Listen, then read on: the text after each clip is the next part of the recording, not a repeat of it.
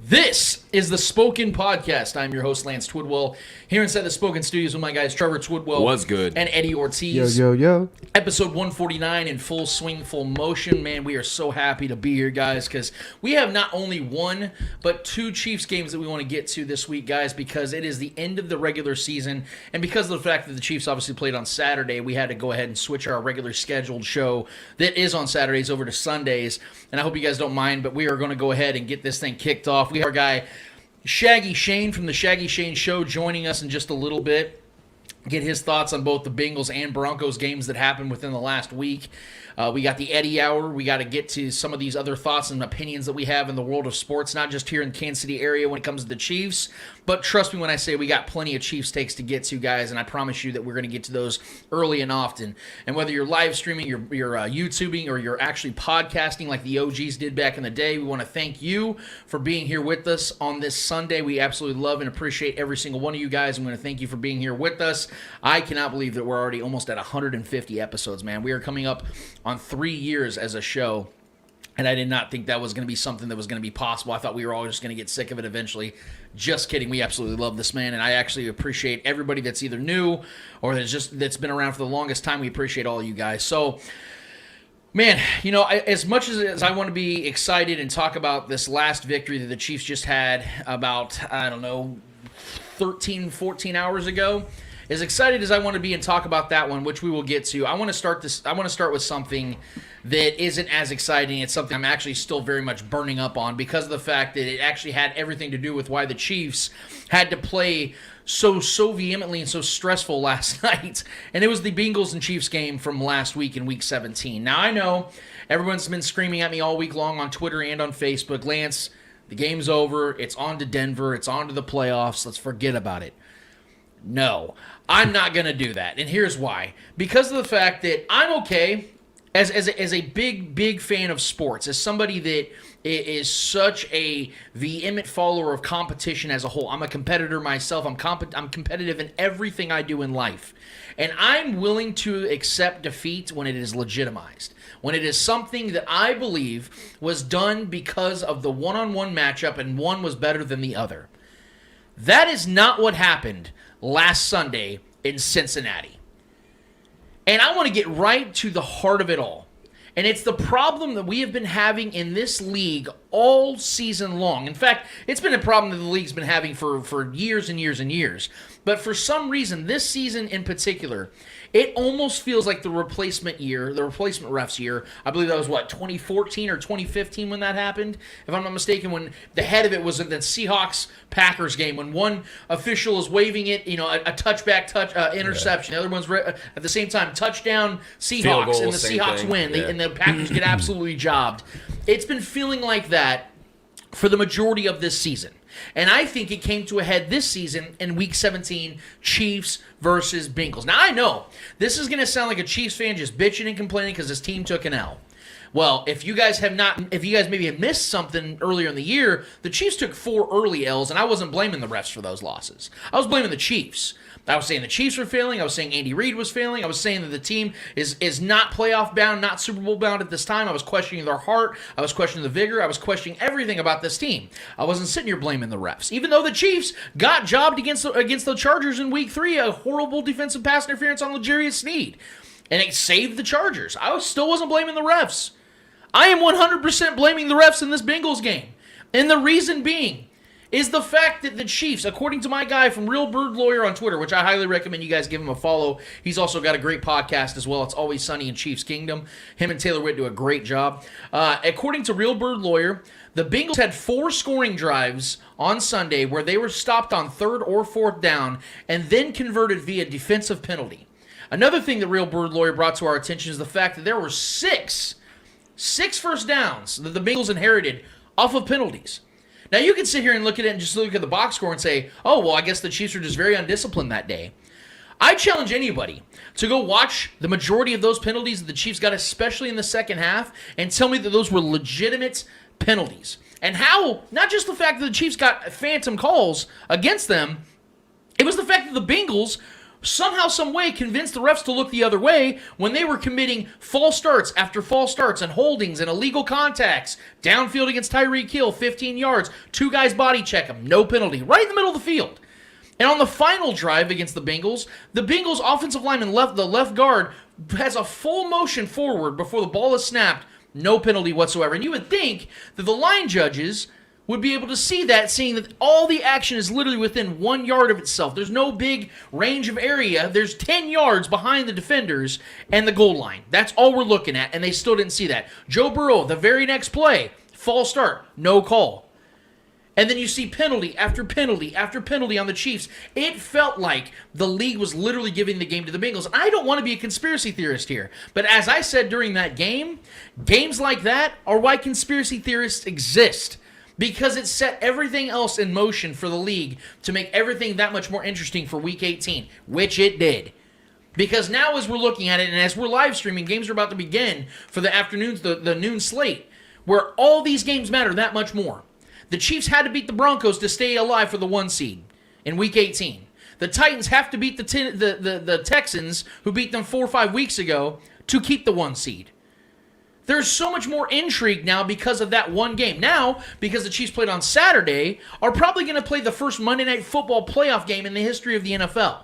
What better team and what better player to have on Monday Night Football for the first time in playoff history than the Kansas City Chiefs and Patrick Mahomes? It's beautifully written.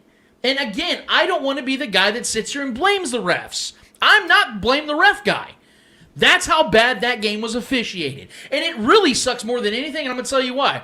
The reason why it sucks the most is because of the fact that the Bengals did enough to win that game.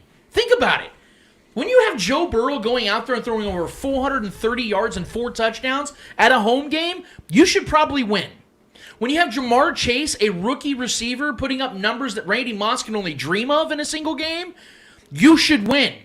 But yet we're sitting here breaking down something that has nothing to do with their performances. Why is that?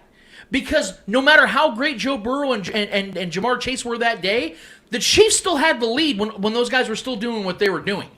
In the 3rd and 27 play, I want to bring that up as well, because the 3rd and 27 play was incredible, and people have been killing Spags for that, and trust me when I say, I didn't agree with Spags' formation as well. The call that he made when sending the house, leaving one-on-one for Charvarius Ward, who's not a cornerback 1 to begin with. He's a cornerback 2 in this league, a very good cornerback 2, but he's not a premier cornerback in this league, and you're leaving him one-on-one against Jamar Chase, who's been eating him alive all game. That's a stupid call. But even with that, Charvarius Ward on that play, if you go and look that back and you can find the photos, had his full hand on the ball.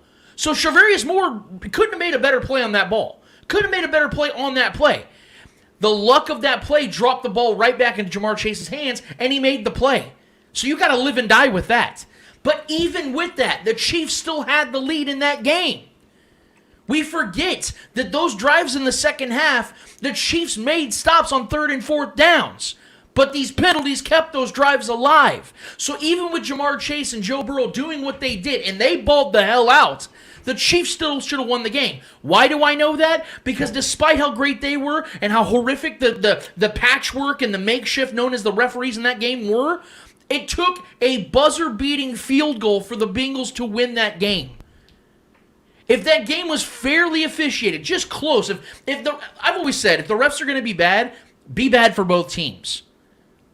That wasn't the case. The Chiefs not only had twice as many penalties, but had twice as many costly penalties. Name a single penalty in that game that the Chiefs benefited off of. I'll wait, because I haven't found it. I can find at least 6 that the Bengals significantly benefited off of. That game was just called fairly. The Chiefs win that game by double digits. And that's what pisses me off about that game, because if the Chiefs were to lose that game and Joe Burrow and Jamar Chase did what they did, I would just simply tip my cap and say the Bengals were the better team that week. Just like the Ravens were, just like the Chargers were, just like the Titans were, just like the Bills were. All those teams were better than the Chiefs the weeks they beat them. And I tipped my cap to those teams. I can't tip my cap to the Bengals now. And that sucks, because they had a great game. They did enough. But they were given that game, and now because of that, the Chiefs have to hope and pray that the Titans drop a game again to the Texans. That's not fair to me, man. It's not okay. The league has got to take this shit more seriously. And I know they won't, Because we're sitting here talking about them. We're sitting here worshiping the game that they present. We're not going anywhere. The casuals aren't going anywhere. The money's still raking in. So why in the world would they change anything? Why would they take this shit seriously? So here I am bitching about it, and they're not going to do anything about it. That's the dilemma we're living in. And yes, it sucks to see my team take an L like that. But the fact is, that is where we're at. And that's what worries me more than anything going into the playoffs, is the fact that I don't think there's any team in the AFC that can legitimately beat the Chiefs. But if they get bad officiating, I am terrified. Because if there's a narrative to drive, and we start seeing these fluky calls again, the Chiefs could absolutely lose in the playoffs earlier than expected. Now, I do want to move real quick to the Broncos game because I know that we got a lot of thoughts on that. This is what I'll say about this game. There's no reason the world wide should have been close. And I'm gonna criticize the Chiefs pretty heavily on this one. And the reason being is this, and it's in particularly one player. The Chiefs came into this game looking incredible offensively. They started the game with a 17-play drive. Looked efficient, fundamental, methodical, efficient, sexy as hell, and they got it done. And you're thinking, okay, Chiefs just made multiple stops on defense. Chiefs just scored at will. This is going to be over quick, just like we all expected.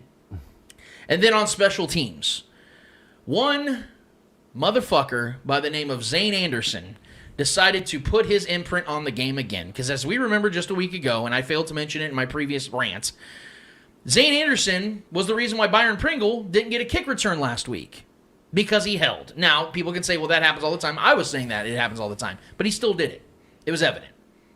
This week, he decided to mix it up a little bit by running the fucking punter over. That was really nice of him. Because then it gave the Broncos the ball. But not just the ball. It gave them life.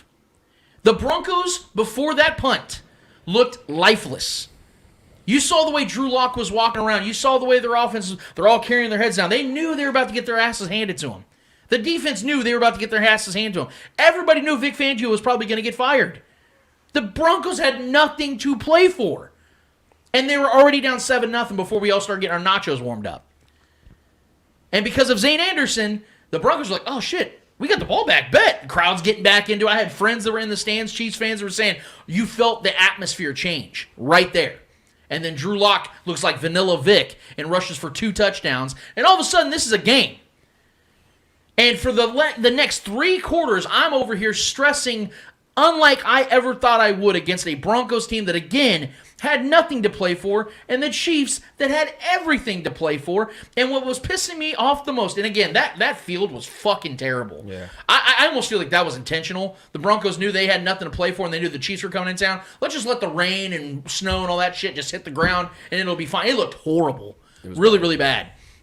And I was getting worried. Harrison Butker was slipping everywhere. McCole Hardman was slipping everywhere. Offensive linemen were falling. Tyreek was falling. He hurt his heel. Like, there was a lot of shady shit going on in that game. And despite that, I still felt like the Chiefs were just cashing it in. And this is the thing that I absolutely hate about this team sometimes. I love them so much. You guys know I do. Outside of any human being on this planet, I love the Chiefs more than anything else. But the thing I hate about this team sometimes is I feel like they just kind of cash it in sometimes because they know that the winning has come so easy to them a lot of times throughout the last 4 years especially. That, we'll still find a way to win. And, of course, they did. They still ended up winning by 4 points. And, we're sitting here relieved and all that shit. But you could see it. Tyrann Mathieu was taking business decisions. L'Jarius Sneed was making business decisions. Chris Jones wasn't playing very often. They were sitting Tyreek Hill from the majority of the game because he did have that heel injury. Travis Kelce wasn't getting a lot of playing time early in the game. There was a lot of it felt like the Chiefs felt like they already had things wrapped up, even though they were trailing. And I didn't like that mentality at all. And Patrick Mahomes, you look at his numbers, they were good. They weren't great. But if you watch that game, Patrick Mahomes was phenomenally great last night. I was telling Trevor this when the game was still going. I said, he had a couple bad throws, but Byron Pringle ran bad routes last night. Tyreek Hill did not run around the defender in the end zone. That would have been a touchdown if he would have done that. He was banged up, so yeah. I get that. So Patrick Mahomes, it looked like he should have thrown a couple interceptions. Those were not on Patrick Mahomes. I watched them, and I confirmed those were people that watched film, all 22. They're like, yeah, those were great throws. They were in rhythm. They were where they needed to be. Pringle ran bad routes. Tyreek ran bad routes. But Patrick did have a couple bad throws that I did see myself. The outward pass to Travis Kelce on the left side, underthrew him by about 5 yards. Not a good throw. But Patrick Mahomes, once again, leading his team in rushing. Darrell Williams goes down. Clyde's not in. Gore, good player, but he's not a premier back. That's all he really had to rely on. And again, his team was cashed in, cashed out. Horrible calls again last night. Joe Tooney's holding call. Absolutely atrocious. It was a screen pass. He let the defender go. That's not holding. Confirm this with Mitchell and Jeff Schwartz. And we're still sitting here watching Patrick Mahomes going out here and dicing up the Broncos. I mean, can you guys imagine being a Broncos fan today? Knowing that this man is 9-0 against you and you've lost 13 straight to the Chiefs? Holy shit, man. Like, I remember growing up and thinking that John Elway and the Broncos used to own the Chiefs. And I used to think, God, I hate this guy. I can't stand John Elway and the Broncos. And then I go and look at the differences between John Elway against the Chiefs and Patrick Mahomes against the Broncos. So in John Elway's career against the Chiefs, he went 17-12. That's good. He has a winning record against the Chiefs. But he completed 56% of his passes. He only averaged 228 yards per game. He had 30 total touchdowns with 35 interceptions and a 74 quarterback rating. Patrick Mahomes against the Broncos in his career is 9-0. He completes 65% of his passes, 253 yards per game, 14 total touchdowns, 4 interceptions with a 97 quarterback rating. In other words, Patrick Mahomes is what John Elway thought he was. A legitimate tyrant. A tyrant to the AFC West. Patrick Mahomes has never lost a road game to a divisional foe. He's 13-0 on the road against divisional foes. So this game to me, because I gotta give credit to Melvin Ingram and I gotta give credit to Nick Bolton for that play. That literally saved the game. But if the Chiefs didn't have Patrick Mahomes still out there playing like that was a playoff game, the Broncos would have destroyed the Chiefs. Because for 3.5 quarters, the Broncos were doing everything they wanted to do on the field, offensively. Drew Lock didn't have to throw the ball downfield at all last night. They were dump-off passes to Tim Patrick, who was eating the Chiefs alive on the flats. Melvin Gordon was destroying the Chiefs through the tackles. I mean, it was so debilitating and so infuriating to watch a Broncos team who, once again, had nothing to play for and was the 23rd overall offense coming into that game, going in there and doing what they wanted to do in the first 3 downs on each and every drive. It was so unbelievably upsetting, and it all started with Zane Anderson, who, again, only has a job because he went to Andy Reid's alma mater, just like Dan Sorensen. They both went to BYU, so, of course, you got these white backs, defensive backs, that are getting an opportunity to just become baked cookies every single week. And you have these guys out here literally almost costing the Chiefs. But this is to the praise of Patrick Mahomes' greatness. Now, Melvin Ingram and Nick Bolton deserve all the praise for what they did on the defensive side, but I also want to give some praise to Brett Veach. Because of the fact that if you look at this offseason alone, we all criticize his drafting skills and the questions are there legitimately because 2018 and 2019 drafts were not all that great. Some guys that, you hit, but you still have some questions. This offseason alone, he went and got himself Nick Bolton, Creed Humphrey. You had Trey Smith. Then you go and get Joe Tooney, Orlando Brown Jr., and Melvin Ingram. All 6 legitimate, quality, top-tier starters. Got to give Brett Veach some credit here, man, because that was an incredible decision for him to make on all 6 of those guys. He literally hit home runs on all 6. And so I just wanted to throw that out there. The Chiefs won this game. It was a frustrating one. Should not have been that close. It was. These are the type of wins that usually galvanize a team going into the playoffs, but I don't think the Chiefs need much galvanizing because they're the most experienced team in the playoffs since 2018. They have the most games and most wins in that period and most Super Bowl appearances. I believe that, and people are questioning the energy. People are questioning whether the Chiefs give a shit. Is that going to be the effort they have going into the playoffs, or they're going to be one-and-dones if that happens? If you honestly believe for a second that the Chiefs are going to go into the playoffs with that same mentality, you have not watched Chiefs football. The Chiefs are going to go into the playoffs this year, whether they have to play wild card round or the divisional round, and they're going to absolutely destroy whoever they play in that first game. I'm putting that out there right now. Broncos game was very frustrating. The Bengals game was even more frustrating for obviously 2 very different reasons. Trevor, I want to start with you. Give me your recaps. Yeah, I mean, you covered a good majority of it as far as how the game went and the vibe of the game. It was entertaining to start. Like the game felt like we were going to get rolling, but then obviously some penalties and some dumb penalties that were actually our fault this time. It swayed the momentum of the game and gave some confidence to a very unconfident offense. But I mean, overall, man, I know our defense. Tim Patrick was getting way too much work allowed his way. It almost felt intentional, like we were kind of just like. I know we play a lot of man, but at the same time, like Tim Patrick shouldn't have been doing what he was doing out there, man. Like this was a game we needed to win. Yeah. And I don't like that mentality from our defenses. And I get it. We had guys rotating in and out. Chris Jones wasn't on the field that as much as he normally is, obviously. So the pressure's not going to be the same. Drew Lock was that much more comfortable without Chris Jones out there. The only real problem I had, I mean, I know penalties are going to come and go, and the Zane one was untimely once again. And it was just a stupid thing. You don't run into a kicker like that. It's just you got to run past him or run across the front of him. You don't run directly towards a kicker. It's just a stupid thing to do, and everyone should know this. And costly penalties on special teams should just never happen, especially a divisional game, last game of the year. Put this one away. It's unacceptable. It sucks to see that, but it happened. Nonetheless, I just feel like Drew Lock running 2 touchdowns on us. One of them was from the 30-plus yard line. That's unacceptable, man. That was so hard to take. Yeah. Like sitting there watching him do it twice. The first one was like, shit, man. All right.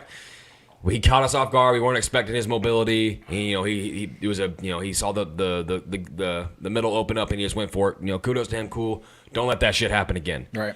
It happened again. Within the next 10 minutes he does it again. I'm just like, bro, how that just can't happen defensively. I don't care who's on the field. Spags or whoever, schematically, you can't allow Drew Lock to rush 2 touchdowns. Right. You know what I mean? So that was terrible to watch. But overall, I wasn't expecting like an A+ effort from our defense, to be honest, because I know we were trying to like keep everybody healthy, and unfortunately, it looked like Travis Kelce was a little banged up. Tyreek was banged up somehow pregame. Don't know really what the hell happened there. He got healed. Peter Schrager did say this morning on NFL and Fox that both are completely fine. They just were a little banged up. So yeah, I know Andy. Andy came out and even said that Travis Kelce's fine. I mean, we expect nothing less. Travis could be missing a foot and be like, "Yeah, I'm fine." You know what I mean? So he always plays, man. He's available every time. I expect that, and Tyreek too. I mean, Tyreek just played through a shit ton of things too. He's out there gimping around, making play. I mean, he was gimping around the sidelines, comes in and makes that 4th down play. That play works every damn time too. Yeah, like it was nothing. He just comes in, just quick slant, boom. You ain't gonna stop me. I'm too damn fast. Right. Pat hit him on the spot. It was just, it's just funny seeing that he just comes in and then gets right back out. But I mean, yeah, Pat was surgical. Made a couple of his vintage cross-body throws across the field. It's just electric at times, doing what he does. He really, and kudos to that Broncos defense, man. That's a good defense, especially going into Denver. It's one of the hardest places to play. It's cold. Elevation is insane. That fan base was rocking, man. Kudos to them for being there and supporting their team, and knowing that they're not going anywhere after this game. That was a loud crowd up there, giving Patrick some issues early on. He couldn't hear shit for a minute there. So I'm excited about this postseason. Nevertheless, the whatever seeding we get, I'm excited for whoever we get, man. Yep. I really want the Raiders. If I'm being honest with you, I would love to see the Raiders win this game today, and we the find Colts would have to lose to the Jaguars, but yes, I know. I just want. Long as we had a Raiders matchup in the postseason, man. I've wanted that for a long time. It's been since probably the 1969 season, I think, that the Chiefs and the Raiders have played in the playoffs against each other. I've never seen it in my lifetime, and that's just why I want it. I want it so bad. But yeah, I mean, overall, this game was just, it started off good. Like I said, we looked like we were in a good rhythm offensively, which we were. And Pat didn't look bad, really, outside. He left the touchdown on the field, I will say, though. I believe it was McCole Hardman streaking down the sideline when he tried to throw it towards the middle of the field. Obviously, it was an incomplete pass. He was scrambling. There was some pressure, and he just took his eyes off, which is not like him to take his eyes off from the deep downfield throws. But I think it was McCole Hardman was just wide open down. It would have been an easy walk-in touchdown. We played the Raiders in 91 in the playoffs. 91. 91? Yeah. Okay, I mean that was 2. So not even. I was about to be 2 probably. So yeah, I've never seen the Raiders matchup in the postseason. I would love to see. That's what I want. But overall, this game, man, it was way closer than I thought it would be. Way closer than it should have been. Dumb penalties. The running backs in Denver are good. Melvin Gordon always finds a way to score against us. I mean, I just got to give it to him. Melvin Gordon, even if it's on the Chargers or whoever he's at, he finds a way to get a score on us or 2. Those running backs are good there in Denver. That's a good roster in Denver. They were down a couple guys. They still managed to play fairly good defense against our offense. Tough crowd. But Patrick Mahomes overcame it. Nick Bolton, my guy. I mean, I've loved the guy. Finished the season with 116 tackles. Not even a full-time starter. Yeah, not even a full-time starter rookie. Led the league in tackles for loss the entire year. I mean, he's playing behind Hitchens, guys. He's not even the starter of this team, and this guy's out there just wreaking havoc. Made the biggest play maybe of his career. Hopefully he has more to come. I love this kid. Him and Melvin Ingram are a good duo right now. They play well together. Melvin Ingram with that electric hit, dude. Absolutely blew that play up. According to Matt McMullen from the Chiefs, Nick Mullen finished the regular season with 112 total tackles, becoming the first rookie to lead Kansas City in tackles since Dino Hackett in 1986. And he's a Missouri's own kid, and I love it. He's local. I loved the pick. And like I didn't know much about him. We picked him, but I knew when I watched his tape, I was like, man, this guy is the kind of linebacker I love. Those guys that get in there and get those tackles for losses, will beat you and hit you at the back behind the line of scrimmage.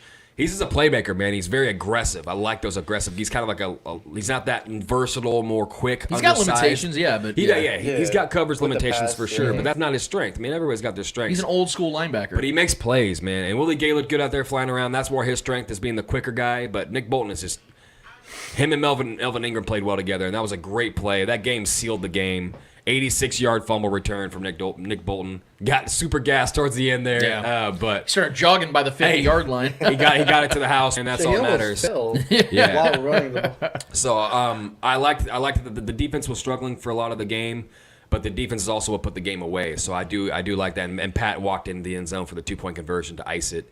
We're definitely confident going into this postseason. Just make sure everybody's healthy. But overall, man, the game was ugly. Most divisional games are, if we're being honest. We've had a lot of uncomfortable divisional games these last few years, but we end up on top more times than we don't, so I'm okay with it.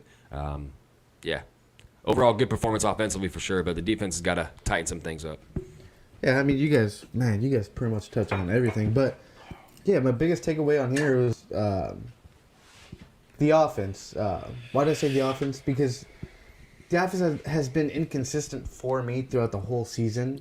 And within the last 2-3 games, they're starting to get their rhythm back, starting to become that offense, that can be explosive, even though they're not doing explosive plays, if that makes any sense.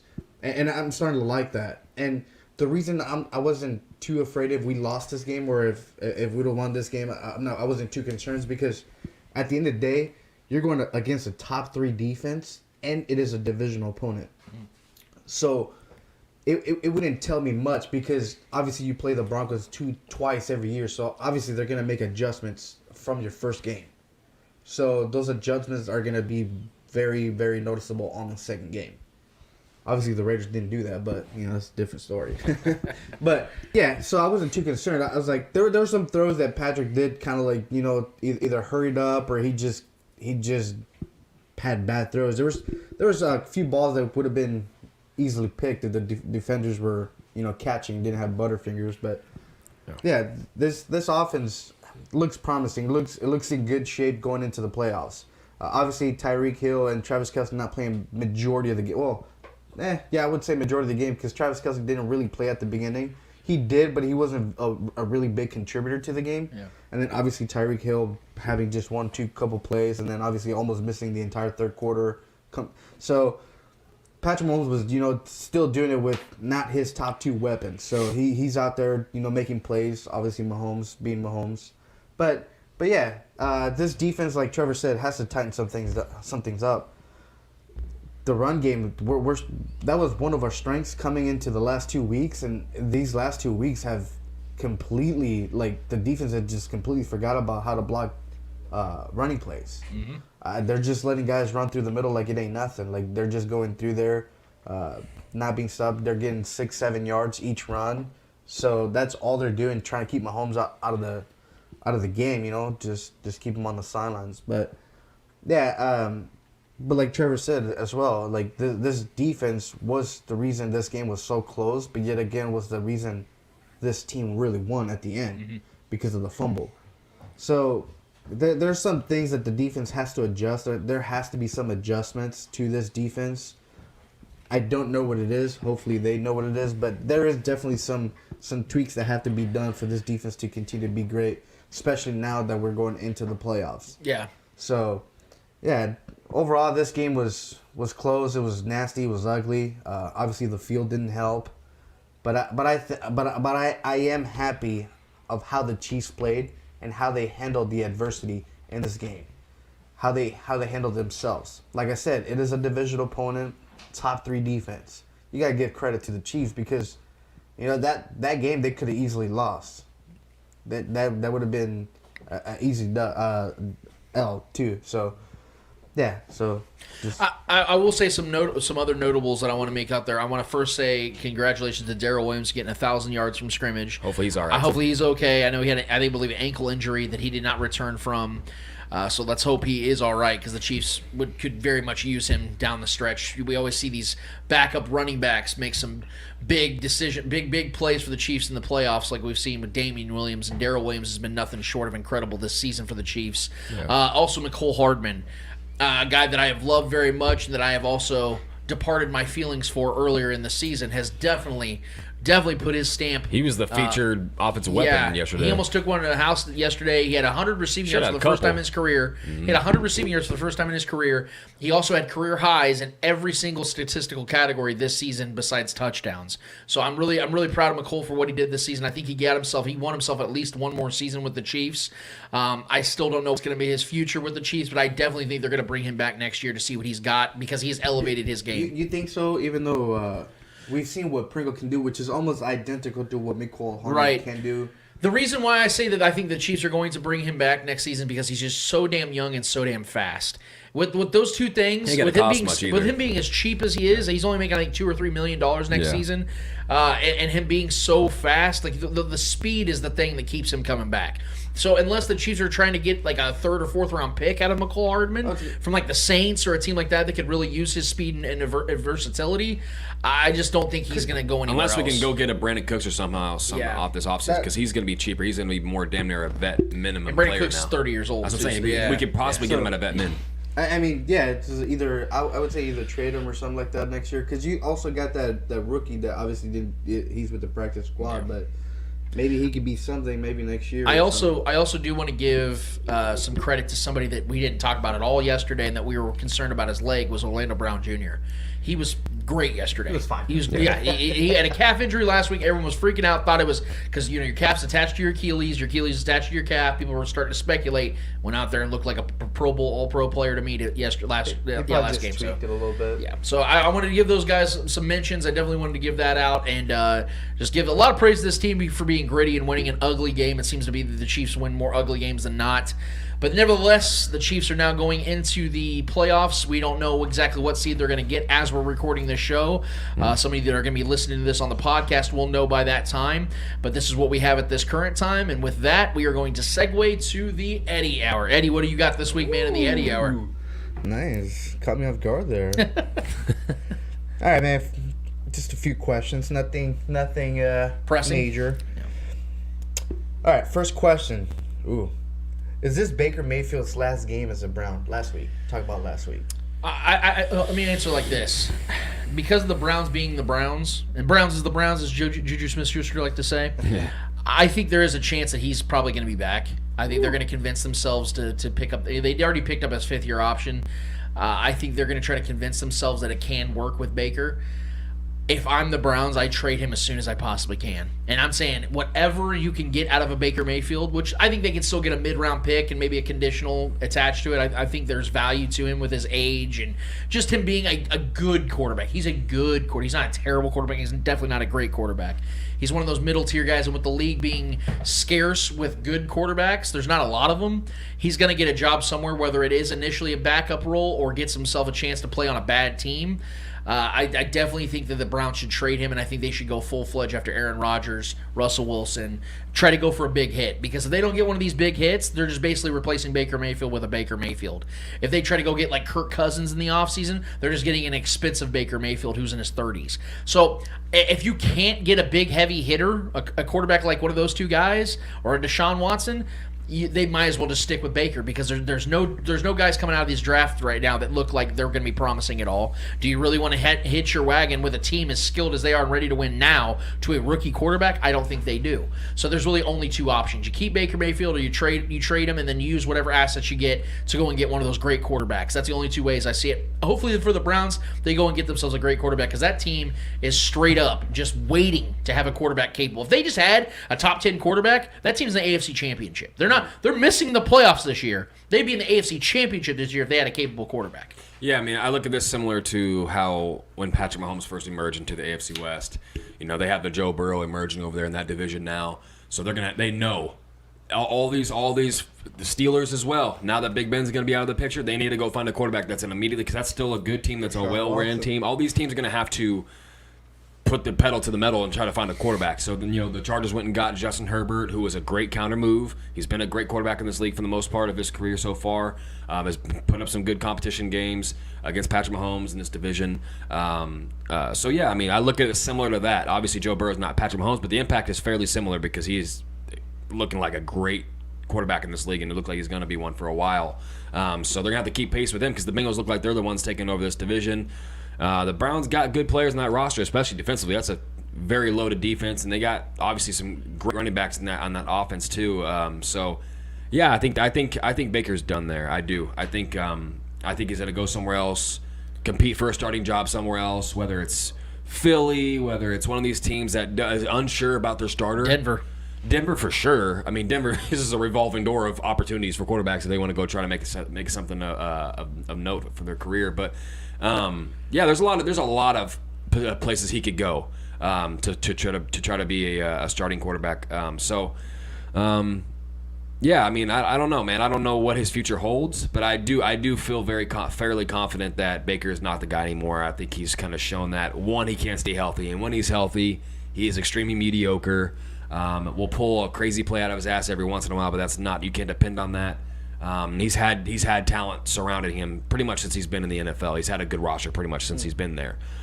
He's got a great running game, run first offense, and he still can't perform when he's dependent on to throw the ball. So I think they've lost trust in Baker. I've lost trust in Baker. I liked him when he came into this league. I thought he had a good personality and very confident, but confidence can only get you so far. So yeah, I believe he's gone. I don't know where he's going to go. I'm not going to try to predict that yet, but there's definitely going to be opportunities for Baker. I do believe that. I think he's a charismatic guy, wants to win, and somebody else will believe in him for sure. But I think the Browns have lost trust. All right. So Trev, you mentioned the Steelers and Big Ben obviously retiring at the end of the season. Yeah, that's what we think. And well, he's out of Pittsburgh. If he does retire, I mean, this thing is getting old, man. Yeah, but I do think he's out of Pittsburgh. Yeah. I think this is his last season in Pittsburgh. He's done. Whether he retires or not. Yeah. So my question is, what would you like the Steelers to do? Trade for a quarterback or try and see if they can find one in the draft? They have to trade for a quarterback. This is something the Steelers are not accustomed to because obviously they've had the same starting quarterback now since, 2004? Yeah. So I know this is something they're not accustomed to, but unlike the Packers, they have zero contingency plans. They can't go with Mason Rudolph next season. They would be in purgatory again. I mean, Mason Rudolph is a backup quarterback for a reason. Yeah. And as I said about Baker Mayfield getting another job because the league is scarce with good quarterbacks, there's not a ton of them. There's plenty of bad quarterbacks, and Ben Roethlisberger is one of them. So the Steelers have to go in a direction that they know that they will upgrade at the quarterback position. You don't want more of the same. With a roster like that, with Mike Tomlin being such an awesome head coach like he is, and quite frankly, despite the fact that the Steelers being such a respected and well-renowned franchise, they have 3 playoff wins in the last decade. And those 3 playoff wins have come against 2 backup quarterbacks and Alex Smith. And they haven't won a playoff game in 6 years. So 5 years. So I have a hard time believing that Mike Tomlin's trying to rest on his laurels. He's only 49, 50 years old, not even 50 years old yet. Yeah. So he's got a long time to go, and he's trying to add to that record, that playoff record, and try to get a couple more titles. He's going to have to get a quarterback that can make a difference. As Trevor just broke down, with all these young emerging quarterbacks in the AFC side alone, the Steelers, the only way they have a chance, and I mean a chance, of contending in the playoffs for the next 5 to 10 years is if they get a quarterback that can match that. They can have the T.J. Watts. They can have the Minka Fitzpatricks. They can have the Haywards and all these other guys on the defensive side, and that's great. It's great to have a great defense, but if you don't have a quarterback that can make the difference and be what will put you over the edge, you're not winning shit. And you're seeing that with the Steelers right now. They're just wasting their talent. It's so ironic that them and the Browns are in the same division because they have this same exact problem.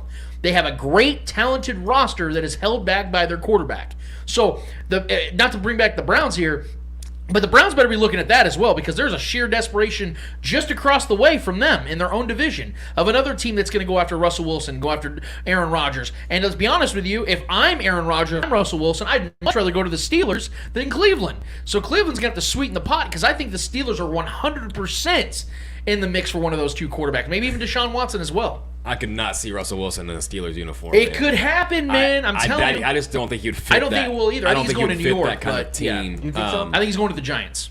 Yeah, that makes sense just for his marketability and everything. As it stands, things can change. To win, yeah, not really. But if a quarterback had retread or even like an Aaron Rodgers or something like that. I think Aaron Rodgers would be great for the Steelers in my mind, but because they have weapons and that's a good defense still. But yeah, as far as Big Ben, I mean, yeah, I think this is the end. He did his farewell goodbye thing in Pittsburgh, which was, I respect the guy. I've always liked his game. I liked his toughness and gritty. He's a throwback type of quarterback. But yeah, I think the Steelers definitely got to trade. I don't think they can go draft someone and have a game changer guy because they want to keep pace. I know I talked about Joe Burrow, but I mean Lamar Jackson's still here too. He's just been banged up, and he's been a very inconsistent quarterback this season. So they've got to be able to keep up with those other two quarterbacks in this league or in that division. So. I think trading for an Aaron Rodgers, bringing someone, I don't know, there's not a lot of other available guys that are like that I think could put them over the top, but they've got to definitely be in the works for even a Baker Mayfield, even if he moves on from the Browns. I know the Browns are not going to, Baker's not going to want to stay in that division, nor do I think he's going to stay in that division, but who knows, man. We've seen crazy things happen. We've seen quarterbacks go to divisional teams and do well. We've seen Brett Favre go to the Vikings and the Jets, it's just... Or not the Jets, but we've seen him go to the Vikings, which was like a personal thing. We've seen things like that happen. There's pettiness in this league, pettiness amongst these players. But I think the Steelers' best move is to find a guy who's already pre-built. Aaron Rodgers would be the perfect prototypical quarterback to go over there and immediately succeed. But I mean, Aaron Rodgers is a little unpredictable what the guy's going to do with his choices. So, yeah, they're definitely going to have to trade for somebody. In my mind, I think so. But there's some talent in this next draft, too. I can definitely see them trying to maybe build someone, and Mason Rudolph is definitely not the guy you want to go with this next season. But yeah, they got a lot of choices to make, man. But I trust the Steelers organization to make the right moves. I mean, they've found success more times than they haven't. So, and Mike Tomlin's going to have his guys ready, nonetheless, whoever's throwing the ball. But yeah, they'll find someone. But Big Ben is definitely done. All right. I mean, we already talked about two teams needing a quarterback. Let's go for a third one. Right. All right. So, what quarterback, either draft or trade or sign or whatever, and head coach should the Broncos go for this next season? All right, so I'm going to keep this very consistent because I've said the same thing about the Jaguars and how Trevor Lawrence is going to need a head coach that matches the criteria to get themselves eventually to the championship. And I know that sounds nuts right now, but it also sounded nuts for the Eagles to win a Super Bowl just a few years ago, right? And who was the head coach of that team? Doug Peterson. I hate to be the guy that is giving Doug Peterson all this praise, but with all the current candidates available, I feel that he's the best because he's the one that's the most proven. But I will throw you a fastball. I think if the Broncos are not looking at Doug Peterson as the guy, because I would rather have an offensive-minded head coach with a really good DC next to him. I think that's the best winning formula. You look at Andy Reid and the way he does it, and unless you get Bill Belichick, I don't think getting a defensive-minded head coach is the right way to go. You look at Sean Payton, guys like that, usually have a lot of success with guys like that with a good DC like Dennis Allen in New Orleans. If I'm the Broncos, I'm either looking at Doug Peterson or I'm looking at Jim Harbaugh because I think Jim Harbaugh is coming back to the NFL. All this stuff, like this, well, yeah, it's already been he shot all this stuff down all these other years previous when other teams had Black Mondays and guys were getting fired and Jim Harbaugh's name always gets thrown in the mix. He would immediately shut it down. I haven't heard that from him. I'm not saying he hasn't shut it down. I haven't heard it, though. So I think the Raiders are looking at Jim Harbaugh. I think the Broncos should be, because just like I was talking about with the quarterback situation with the Steelers and Browns and how they need to be competitive with each other, the Broncos and Raiders need to be competitive with Jim Harbaugh, because I think wherever Jim Harbaugh goes, he's going to turn that franchise around. That's what he does. I mean, we get critical with him at Michigan because they haven't won any national championships. But do you guys remember Michigan before they got Jim Harbaugh? They were a laughingstock. They were winning 5-6 games a year. And he turns that franchise around, that organization and that school around immediately. They're winning 10 games a year and winning bowl games. So I think Jim Harbaugh, he goes to the Raiders, that team's going to turn around. If he goes to the Broncos with that team already as good as it is, gets himself a quarterback, that team's a contender. So if I'm one of these two teams, those are the two guys I'm looking for. The reason I'm big on Doug Peterson is because, again, of all the remaining candidates that are out there, they're going to get jobs. He's the only one with a Super Bowl. He's the only one that's done what he's done. So I'm going to say that those are the two guys that Broncos definitely need to be looking for when it comes to quarterback. They need to be in the mix again for another big-time guy. The unfortunate side is, man, for some reason, the Broncos, since Peyton Manning, have not been able to attract quarterbacks. And I'm talking heavy-hitting quarterbacks. And you would think they would be able to because Peyton had success there, and Peyton is such a lovable guy that knows all these guys. You would think that one of these guys would want to go there. The biggest reason why none of these guys are going there is because look at the AFC West as it's currently constructed. The worst quarterback right now of the other three teams is Derek Carr, who's in top 5 in yards and completions and 20-yard completions. I think he leads the league in 20-yard completions. Yeah. And he did the majority of that without Darren Waller. So as much as we like to criticize Derek Carr, and trust me, I do, played well this year. He's had a very good season. He has been balling, to his own credit. So I don't think Aaron Rodgers and Russell Wilson would sign up to come into play against Patrick Mahomes twice a year, Justin Herbert twice a year, and Derek Carr twice a year. I just don't see that happening, man. So I think the Broncos are shit out of luck, and I think that's where you're looking at. But I do think they can snag one of those head coaches, and I think that they ultimately will. Yeah, I mean, look, I feel like we're talking about this every year with the Broncos. Whether it's quarterback or coach or whatever. I mean, it's been a revolving door since Peyton left the building. But I mean, the fact they attracted a Peyton Manning and got him over there too at that point of his career, I do think that Colorado is just an attractive place. And Denver's a great fan base to play for, and they've had success in the past and recently with Peyton Manning. So they do find ways to find success and put teams together and have a winning culture. They are starved for that right now, and they are in the one of the worst case scenarios with the way this division is set up, like you alluded to, with the quarterbacks, the talent of quarterbacks we have here in this division. So they got a lot of work to do. And I think that is a ready now roster, though. I do believe that defense is legit.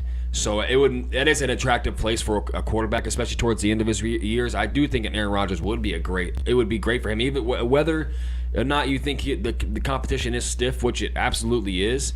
But if you just blindly look at rosters and opportunities to win, it is a good spot for a quarterback. Obviously the divisional games against Patrick Mahomes and Herbert and Derek Carr will be tough.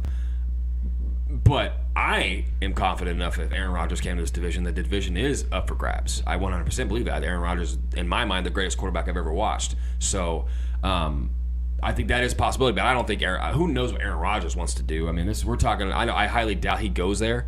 I'm feeling like if they win the Super Bowl this year, I think Aaron Rodgers might just retire. So and that would just get this conversation out of the way. There's other guys that could land in Denver. I don't trust them to make the right decision though right now. I think they struck gold when they talked Peyton Manning into going over there. But I mean, listen, man, that is like I said, that all in all, that is a great spot to go. It's a great fan base, great home field advantage when playing there. Offensive weapons off the ass, defensive players all over, young defensive players that are driven to win. It's just a tough division. You have to accept that whoever goes there just has to accept that they're going to be playing Patrick Mahomes, Justin Herbert, and Derek Carr. 2 times a year. So, yeah, I mean, you got to accept that, but I think it is a good spot to go in, man. Regardless of the division, I think it's a good spot, a good roster. They just need to find a coach. That's the most hindering thing. If Van Joe's out of the picture, I think it's already been reported he's going to be out of the picture after this. He got fired this morning. Oh, he is gone. Yes. Vic Fangio, he got fired. Okay. Yeah. So he's gone officially. So it's a coachless team right now, which is cool. That's not very attractive to a quarterback. But if they say they go get a Caldwell or a Hardball, that's immediately maybe the most attractive location for a quarterback to land this offseason. So it's hard. As a Chiefs fan, I'm interested to see what they do. It's just hard for me to agree though, not to make this longer than it should be, guys, because I know we got our guy Shaggy coming up in a couple minutes. But I mean, think about it like this, guys. The Browns and the Steelers, to me, are more attractive locations because of the fact of the division that we talk about. Yes, Joe Burrow is emerging, but Lamar Jackson, as great as he has been, is very limited. So if you're looking at it, okay, Joe Burrow and Zach Taylor, what we're looking at is the biggest opposition as opposed to 3 proven commodities at the NFL level at quarterback in one division. Like, I have to imagine a guy like Aaron Rodgers at his age, Russell Wilson, who's now in his mid-30s, is going to want to go to a place where they feel more comfortable I will winning. agree the Steelers might be the best spot, but there's no way I'm agreeing that someone's going to choose the Browns over the Broncos. That team, how many people? No one wants to go play in Cleveland. How many people with Baker Mayfield coming into this season picked them to get to the AFC Championship Super Bowl? Okay, I think you guys had the Browns in the AFC Championship. I'm just talking about attractive places for a place. If you're a quarterback in this league, you choose between the Browns going to Cleveland. How many times has Cleveland ever gotten an attractive free agent quarterback? My counter to that is 2 things. One, in the NFL, we all know that markets don't really matter, because if that was the case, the New York Giants would be great every single year because everyone would want to go there, right? And 2, I'm not just talking about I know, but, or the Jets, or even the Chargers, for Christ's sake. They've been in premier locations for the last forever, right? So, but here's the other thing. You're talking about Cleveland as if it's a small market. What's Green Bay? It's an even smaller market, and Aaron Rodgers has thrived there. I think Aaron It has Rodgers a history of winning, though. I get Cleveland it. does I not. get it. But here's my thing. There's something to that, though, for Aaron Rodgers' ego, that he can be the guy that gets them out of the muck and mire. He's not going to want to take that on. Second of all, Career. okay, but you just said yourself you'd feel comfortable coming to the AFC West knowing all those quarterbacks are there. Well, I mean, I'm saying Colorado, I feel like, makes much more sense for Okay. That's a chill. My point, you can though, is smoke Aaron- weed. Aaron Rodgers, that just fits Aaron But Rodgers. my point, though, you get what I'm saying, though, because Aaron has thrived as the big fish in a small pond, right? He likes that. I think he likes being that guy where he's like the big jock in a small school. I think he likes that idea. If he goes to Cleveland, that's 100% happening again. And he gets a just as good of a roster, in my opinion. That roster is damn good. I think Kevin Stefanski is just as good of a head coach as Matt LaFleur. So I think that you get himself basically the Packers of the AFC if he goes to the Browns. Yeah, I mean, I don't see either one of these happening. I think if anything, Aaron Rodgers retires or stays a Packer. I don't think he retires. I think there's 0% If he wins the Super Bowl, I think he retires. I do. 100%. I think he's like, fuck it, I'm done. I'm done. See, all the controversy between him and the NFL, him and the rumors about him boycotting the Super Bowl. It's just hard for me to imagine. I think it's bullshit. It's just hard for me to believe he would walk away as the MVP. I 'cause know, he's gonna man. win MVP. Hey, but dude, how Aaron Rodgers would that be? I don't Just know. right 'Cause off I've in the never seen him sunset. retire. I guess I'll go this way. You know, MVP like and Super Bowl just MVP. so cool. Just end out on He's top. retired. Like that's super Aaron Rodgers. But yeah, that's a whole other topic. We'll have time to talk about that. Yeah. But All right, man. I'm just gonna throw one more last question, and then we can go to Yeah, absolutely. our man Shaggy Shane. Is LaMelo Ball officially a superstar player in the NBA? No. Superstar talent, maybe. He's not done enough as a player for me to put him in a superstar caliber. But you're talking. See, that word I think gets thrown on way too loosely. There are only a few superstar players in this league. You're talking about LeBron James, you're talking about Giannis, KD, Steph Curry, and then you throw a couple more names in there. Outside of those guys, to me, superstars are guys that I can build a team around to win a title. Those are the only names that I can really definitively name right now. Are there superstar talents? Guys that have the superstar capability? Yes, LaMelo is one of those guys. He has that type of talent. Can I say that he's in the same echelon as any of those guys I just named?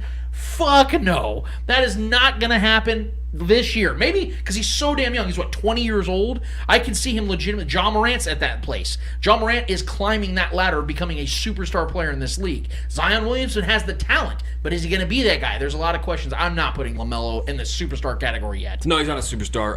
No. He shares the ball way too much on that team too. There's not really a guy. He's kind of the guy in that team, but he's not really taking that like alpha kind of role yet. I think he's got the skill set to be an absolute elite player in this league. He's still a kid, man. This guy, I mean, I'm not going to give him that yet. I'm not going to crown him. He hasn't earned that yet, quite frankly. But I mean, I've been on him since day one. I said even coming into the draft, he's the best ball brother, which I'll give Lonzo his flowers. Lonzo has absolutely balled out this year. He's become one of the he's changed his shot to become one of the best 3-point shooters in this league. So I got to give him that credit. I still think LaMelo is the better player, but you know, he's got the skill set. He's got to work on his defense a little more. He's kind of an asset on defense or a liability on defense. So he's got the offensive skill set and the electric kind of gameplay to his skill set to be that.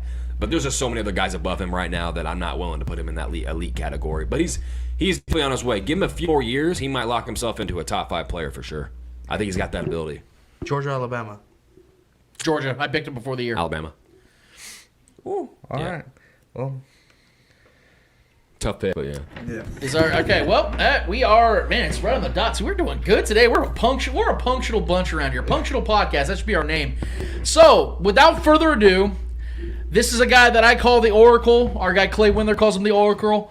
He is an OG Chiefs fan. He was a season ticket holder, I believe, from 1991 to 2011, but he's always finding himself at Arrowhead Stadium. You can't miss him because he's like 7'6" with a humongous beard and a heart of gold. Let's give it up for our guy from the Shaggy Shane Show, Shaggy Shane Williams. What's going on, big guy?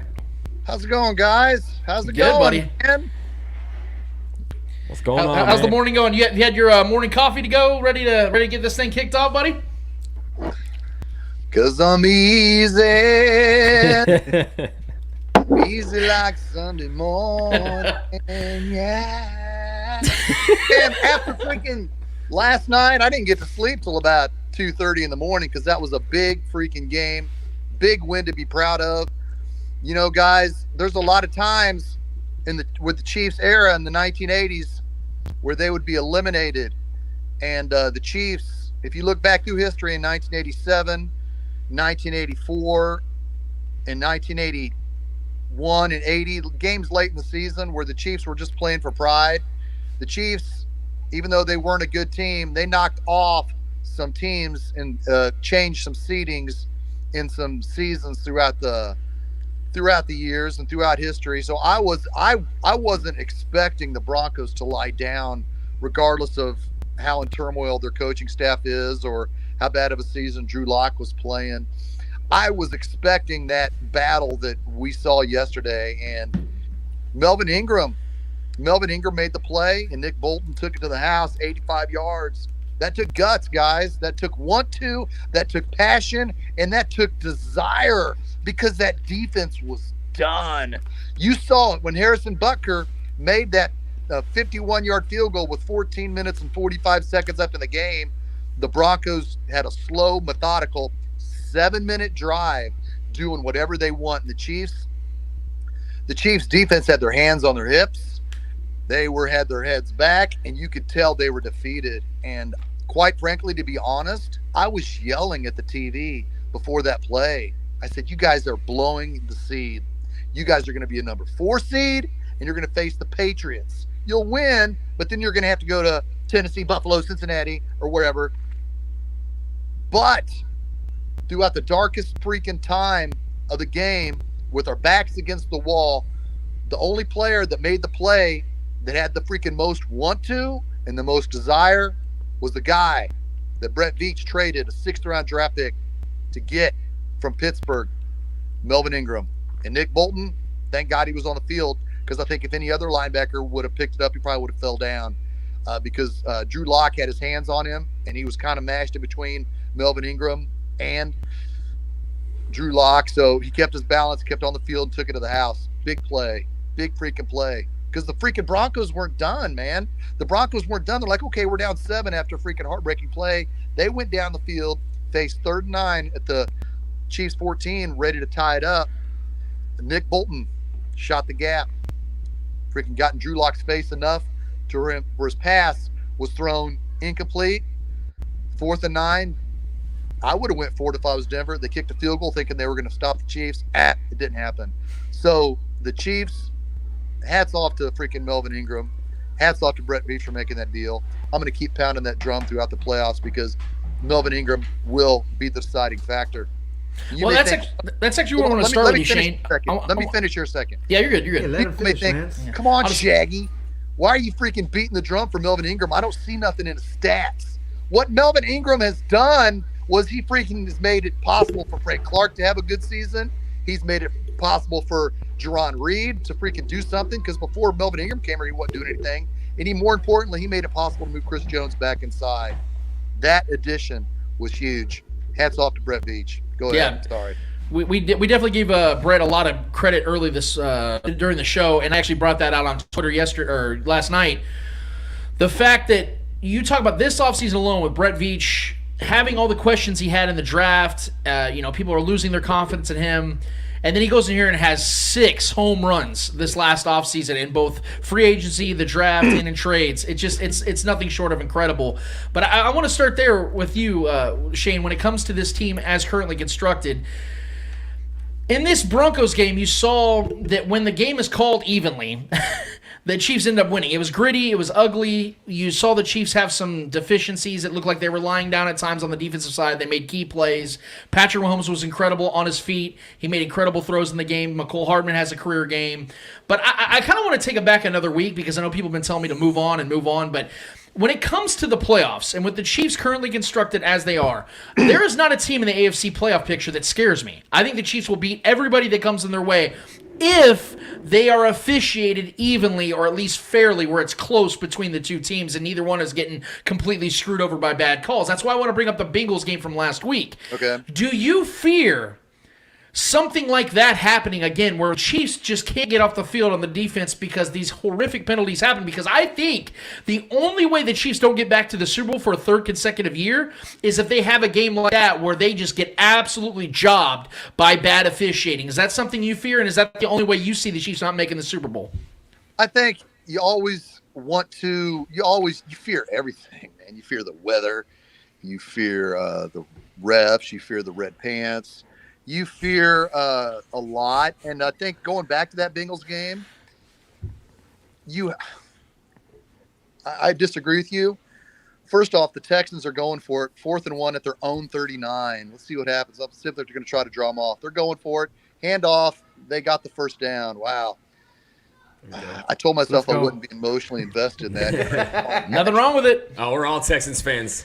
The Texans have got the ball 1st and 10 at their own 43 now because they went for it on 4th and 1 at their own 39. They're not even across the 50 yet, but they got the first down. But specifically about the Bengals, that game to me came down to 3rd and 27. It did. It came down to 3rd and 27, and Spagnola's got balls. He put his balls on the line, and it came up short. I know that you said Charvarius Ward had his hands on the ball, but I would have liked an extra safety back there. I would have went prevent basically and had the Chiefs, give up maybe 15 yards. And it would have been 4th and 12. And if they would have went for it on 4th and 12. But the specifically to your referee question, Lance, the only 2 calls that I'm going to nitpick on are the 3rd and 3, the very first play of the 4th quarter, where Burrow passed the ball and it was pass interference on Snead, which it wasn't. Even Tony Romo and Jim Nantz even said, hey, that's kind of ticky-tack there. I wouldn't have called that play. That kept that drive alive because you got to think if it was 4th and 3 with the first play of the 4th quarter with the Chiefs up, they wouldn't have went for it since they were down at their own 21-yard line. But it sucks. You got to be better than the refs, man. I've seen it my entire life watching football. It sucks getting bogus calls.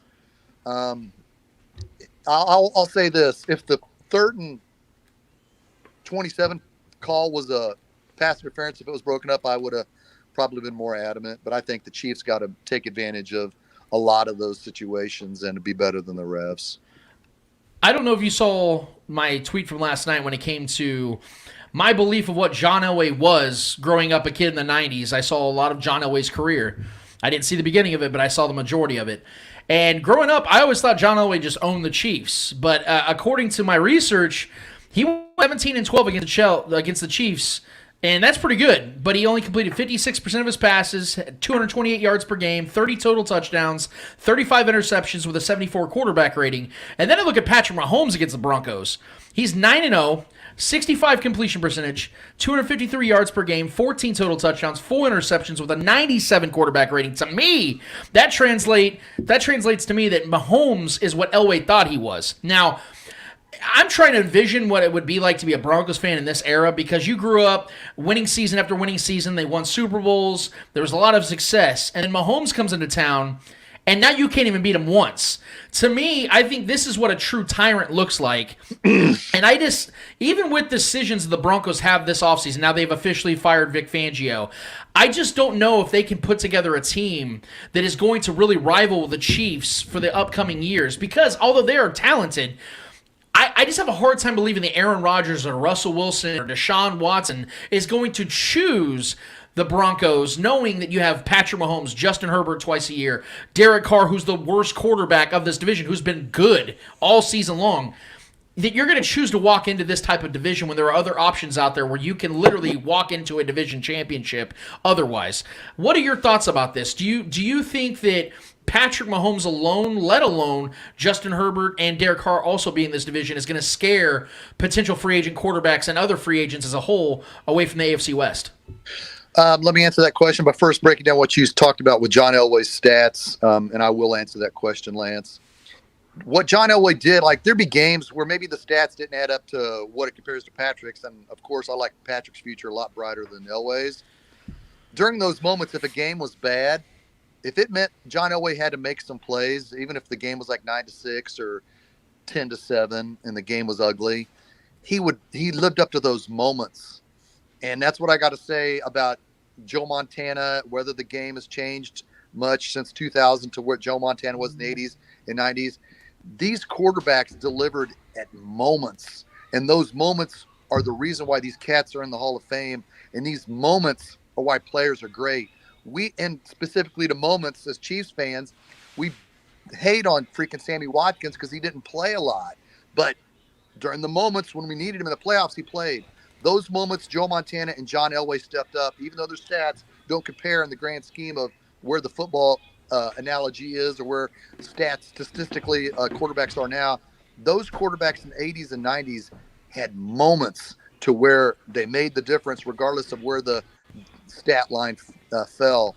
Specifically to Denver moving forward, I think depends what coach you get in there. If they get Eric Bieniemy or if they get Mike Kafka to be their head coach and they say, by golly, we're going to show that we're part of the Andy Reid tree, or if they get Matt Nagy, if Nagy's fired in Chicago, if they get somebody, it could be Bieniemy and the guys. Mike, let's remember, before Bruce Arians took the job in Tampa Bay, Eric Bieniemy had 2 interviews with the Buccaneers before Bruce Arians came out of retirement. And I know he didn't get the job last year because the Giants, or 2 years ago because the Giants and Panthers took a bunch of freaking nobodies. And I know you like Rule, so no disrespect. But I think, long story short, if Eric Bieniemy goes to Denver and becomes their head coach, they become a different team. They become a different team because of Eric Bieniemy, because of the Andy Reid tree, because they could think, well, Eric Bieniemy can come into Denver and he can work something with Drew Lock, maybe bring in another quarterback to compete with him, so we can change the culture in Denver. But I hope it doesn't happen. I hope they I hope the Broncos get some dumb scrub freaking coach that doesn't know how to develop a quarterback. I mean, we use that to our freaking positivity, man. Drew Lock, he never really got a chance. Let's be freaking real, man. Fangio didn't want him. He was a dumb coach. But long story short, if Eric Bieniemy goes to Denver, then we have to respect that and freaking keep our eyes open. When it comes to the AFC playoff picture, and obviously as we're doing this very show, we're live streaming this, and I know a lot of people are going to podcast this and hear the results while this is happening. I know that there's a belief that the Chargers are the best matchup for the Chiefs in the playoffs, and I know that you have originally predicted that the AFC Championship was going to be Chiefs versus Chargers, if I'm not mistaken.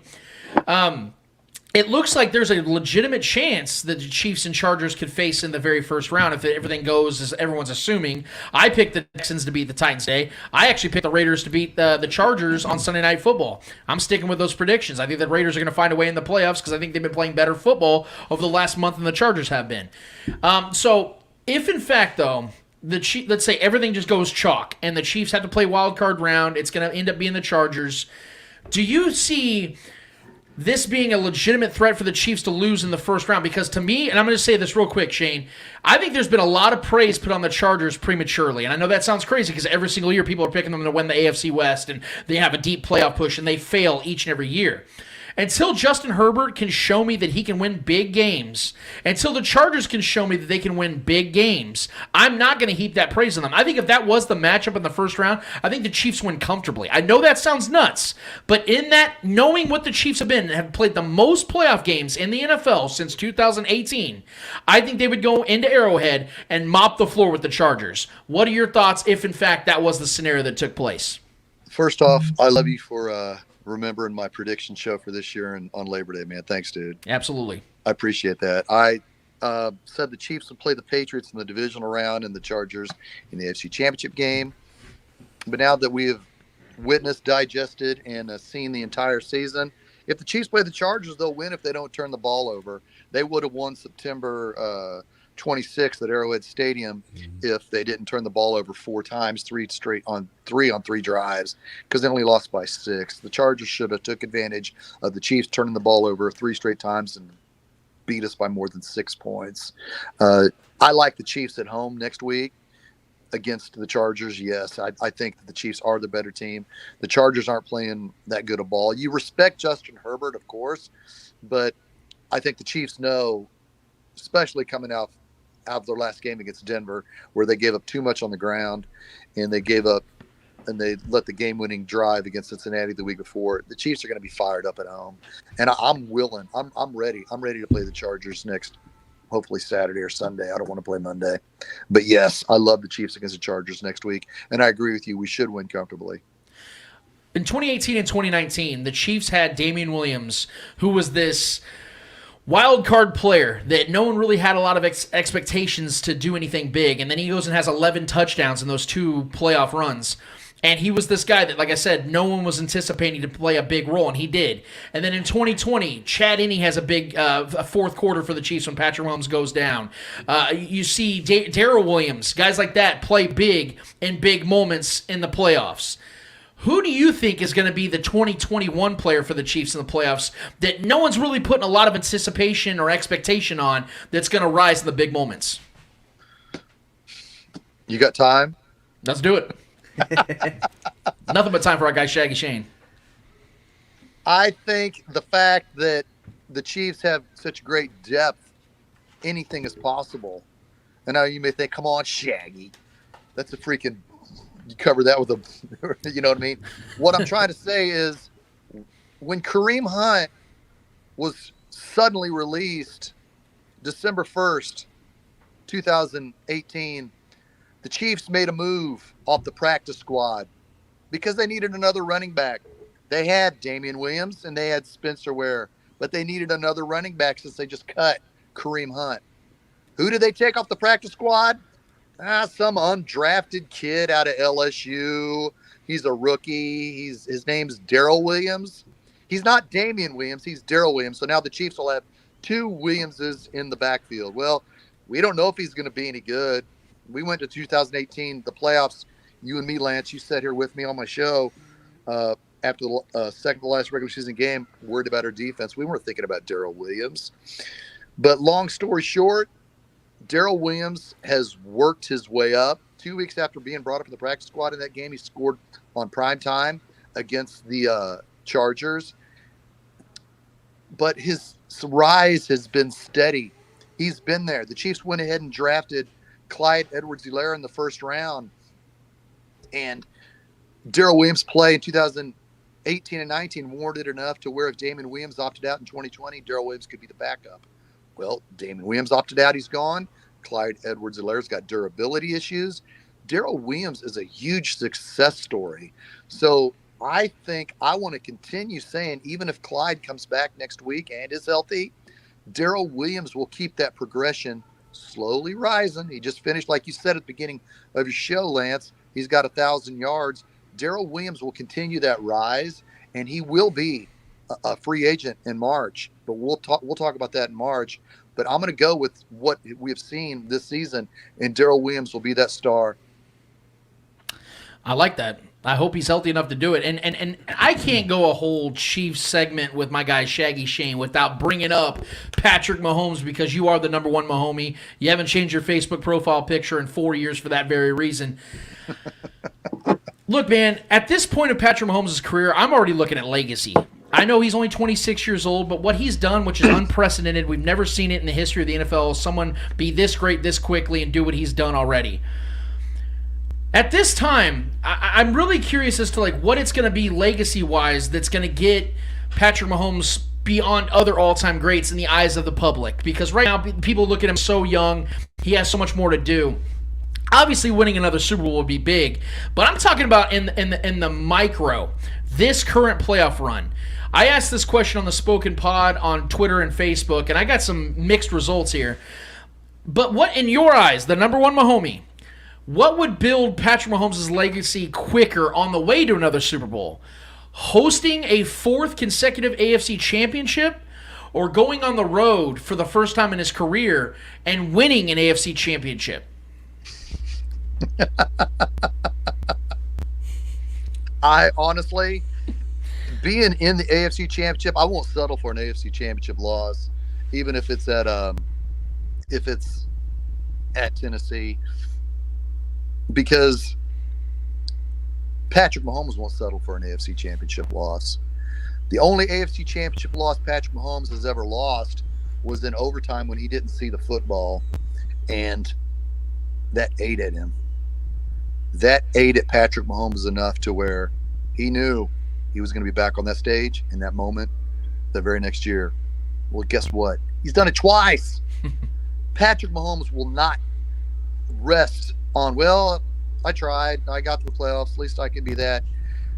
As for legacy, I think as long as he's the quarterback, we will continue to see it. It's unprecedented. It really is, Lance. You know it as well as I do. You see those stats before I see them because I follow you on Twitter. And it isn't freaking it. And I just turned 52 in November. So we have never seen this, not only with the Chiefs, of course not, but throughout history. He just turned 26 and he just continues to win. And I feel, honestly, dude, hear me out here. I feel a lot of freaking referees think that the game is too easy for the Chiefs and they're going to score, so they're biased against us. I don't think there's a conspiracy against us. I think the refs in the Cincinnati game think I better throw a flag here just to keep the game close because Patrick Mahomes and the Chiefs are about to blow this game open. Nobody's going to watch it. They think we got to do something. I don't think they get together before the game. It's okay. When the Bengals are on 3rd and 6, if they throw this incomplete pass, you're going to flag. I just think they're doing their job and they think we have to keep this game close. I'm not going to be really serious in question. I'm just going to throw this flag because if we play by honesty, Patrick Mahomes is going to blow the Bengals out. And that's probably what would happen if they would have been honest. But I hate to say that because to the people that outside of Chiefs Kingdom think that, well, you're just being a poor sport. You're not seeing things how we see things. But honestly, Patrick Mahomes' legacy will continue to grow, and I honestly feel it will be back in the AFC Championship game.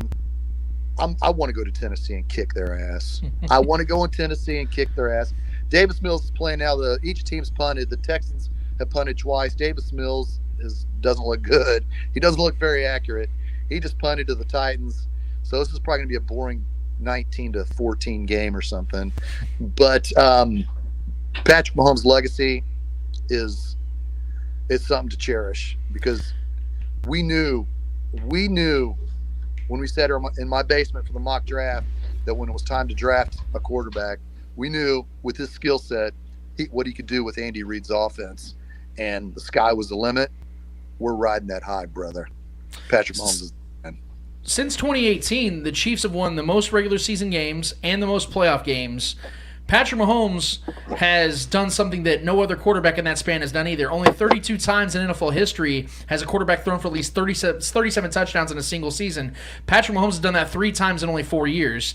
Only 28 times in NFL history has a quarterback thrown for at least 4,800 yards in a single season. Patrick Mahomes has already done that twice in 4 years. Wow. So my question in this is, do you believe, and maybe this doesn't matter in the grand scheme of things, but it's a talking point. Do you believe that the Chiefs and Patrick Mahomes are getting enough respect? Because we're seeing Joe Burrow and the Bengals getting blown up. Everyone's praising them. Everyone's already counting the rings practically. Justin Herbert's getting all this praise. People are calling him the AFC West best quarterback at points at this time of the year. Even Mac Jones, who had 3 pass attempts and a win, is getting praised because he plays for the Patriots. Do you think that Patrick Mahomes and the Chiefs are getting enough respect for what they've been able to do over these last 4 years? No. I don't, because Patrick Mahomes is so good, and it's kind of like I haven't watched NBA since my Kings left in 1985 when I was a freshman in high school. It's kind of like the guys that win all the time that are too big, Michael Jordan and LeBron James, and I'm not going to bring up that debate, but once you see these guys play at this championship level, you cannot let them be bigger than the game. So they know that they need to sell more to take advantage of the game. Besides Patrick Mahomes, they need to sell Justin Herbert, and Joe Burrow, and hell, even Derek Carr. But I think Patrick Mahomes is so much better than so many other quarterbacks that they need to tear him down to bring somebody else to the table to make it fair. It's a good place to be. I would rather have Patrick Mahomes and have everybody else try to bring us back. It sucks, but I would rather be on this side than trying to chase Patrick Mahomes. Does that answer your question, bro? Absolutely. That's a great answer. I appreciate that answer. And It's just Patrick. It's Patrick Mahomes fatigue and shiny new toy syndrome. That's all it really Yes. is, man. Right. I agree. Yeah. And they're looking for that rival. They're trying to force a rivalry on him because there hasn't been one to this point. Yeah, greatness gets boring after a while for those outside of us, for sure. Right. And I hated the freaking Bills, but they went to 4 straight Super Bowls. They lost them all, but they were that damn good in the early 1990s. Yes. And they had to be better than the refs. They had to be better than anybody trying to knock them off in the AFC. Granted, they went to the freaking Super Bowl and lost. That has to be embarrassing. But Well, Patrick Mahomes has brought us that Super Bowl, and so has Andy Reid, and that's something to cherish, and that's something to be happy about. Really is. No doubt. Look, I believe the Chiefs are going to get to the 3rd straight Super Bowl. I'm very confident in that. I think if the officiating stays the hell out of the way, I think if it's even keel, and if they're bad on both sides. I don't see a scenario in which the Chiefs do not get back to another Super Bowl. I think they're just too great. I think Patrick Mahomes is clicked. I think their offense is clicked. I think they're healthy enough. I think they'll be healthy enough, and I think they're going to get the job done. Shane, in this scenario that we don't have you on the show before the Super Bowl, which I'm hoping we will have you back on before then, who do you think is the most likely scenario that the Chiefs face in the Super Bowl this year?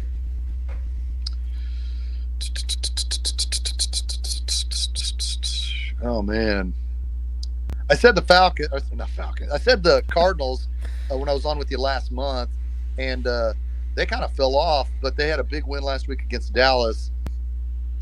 They're sneaky good. I don't know, but they're also sneaky bad. But I think it's going to probably be Green Bay, just because they're at home, and I don't know how many more home playoff losses Aaron Rodgers can have. I mean, they lost to the Giants 10 years ago, and then they lost last year to the Buccaneers. The Buccaneers have my respect, but I think age will eventually catch up with Tom Brady. The Titans are running a flea flicker, and Tano's going to throw back, and it's incomplete. This is a pretty. we're getting some Kevin Harlan from Shaggy right now. 36 for the I'm Titans calling both games. at the third and 6 Titans at the Texans 42-yard line. But specifically, I'll go with the Packers, even though Aaron Rodgers has got bad body language. Aaron Rodgers deserves credit, and he probably will be the MVP. But have you ever noticed when his wide receivers don't run a right route or drop the ball or something, he's just pouting. He's just got bad body language. You gotta be careful. Gotta be careful, Shane. Trevor is Aaron Rodgers' roadie over here, so you gotta be careful. Stop. I know. But I know when Patrick Mahomes has a receiver that drops the ball, Patrick Mahomes will go like that, like run like this. But you'll see Patrick Mahomes going to the sidelines and pump him up. When the Chiefs were losing in the playoffs in 2019, and Patrick was going, come on, we can do this. Have we ever seen Aaron Rodgers do that? Ever? Have we ever seen Aaron Rodgers go up the sideline? Come on, you guys, keep your head up. We're going to be fine. We can shake this off. Never. You see freaking Aaron Rodgers sitting on the bench with his hands in his pocket, looking down, sulking. Just, I'm so disappointed. Even Brett Favre, who played before him, man. Brett Favre before him, he lit a fire into the team, but he didn't carry himself with such bad body language. If Aaron Rodgers wasn't such a dick, I'd be more of a fan because I respect his numbers, man. But he has to go to the Super Bowl this year. This is more important for Aaron Rodgers. We can sit here and dissect Patrick Mahomes' legacy all we want, but Patrick Mahomes has turned 26 in September. Aaron Rodgers is what, 39? 38, yeah. 38. He has to go to the Super Bowl this year just for his own legacy because he's only won one Super Bowl, the same as Patrick Mahomes, who we know is going to win more than one. Yeah, this year. Yes. And so, man, Shane, I do the same thing with Darren Smith. I'm going to do the same thing with you because you're one of my best friends and you're a guy that I respect greatly, and I always love hearing you break things down, and you always have great post games and great shows as a whole. But as I always do, I give you the platform to finish off your segment, man. Whatever it is you want to put out there, go ahead and put it out there. The floor is yours. The 2021 season began at Arrowhead Stadium between the Chiefs and the Cleveland Browns. The Chiefs moved Chris Jones to defensive end. Baker Mayfield, Nick Chubb, and the Cleveland Browns offense did whatever they wanted. The Chiefs defense and really gave up a lot of yards. The Chiefs came back and won that game because of Patrick Mahomes' greatness. But we knew there's something wrong with his defense. The defense continued to struggle. Lamar Jackson in week 2, and I'm not going to do every game. This will be quick. in the week 2, the Chiefs defense continued to struggle. Granted, it came down to a fumble. Week 3, the Chiefs turned the ball over 4 times, but you could see the defense continue to struggle. Lance, you and me were at the Buffalo Bills game. The Bills were the better team because the Chiefs defense struggled. Before the Bills game, the Chiefs played the Washington football team and the Eagles. The Chiefs won that game, but we saw a lot of cracks on defense. And it only got worse to where the Chiefs stood at 3-4. The Chiefs stood at 3-4. And the first time in my life, it looked like the Chiefs defense didn't even practice. It looked like the first 2 months of the season, the Chiefs didn't even practice on defense. They looked out of place. They looked misguided. And people might say, well, the Chiefs also looked bad in 2018 under Bob Sutton and in 2019 under Spagnuolo. In 2018, Sutton didn't put his players in position to succeed and didn't really have the players. In 2019, the Chiefs were building their defense. There was no excuse from September 12th when the season began to where the Chiefs stood on October 24th at 3-4 for that defense to be playing so bad. The Chiefs started November 1st with a win over the New York Giants. And I'm going to keep beating this freaking horse. I'll stand on this hill. The very next day at 4-4, the Chiefs traded for Melvin Ingram.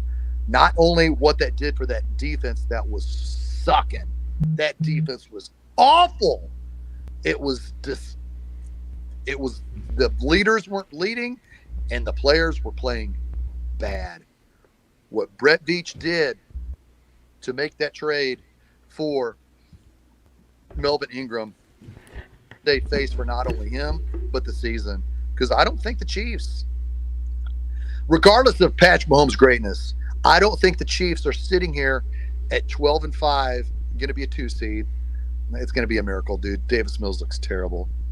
But if the Chiefs would not be sitting here if they don't make that trade for Melvin Ingram. They don't make the playoffs. No way, because Chris Jones doesn't go back to defensive tackle. Frank Clark doesn't get a freaking fire up his ass, and these guys play great.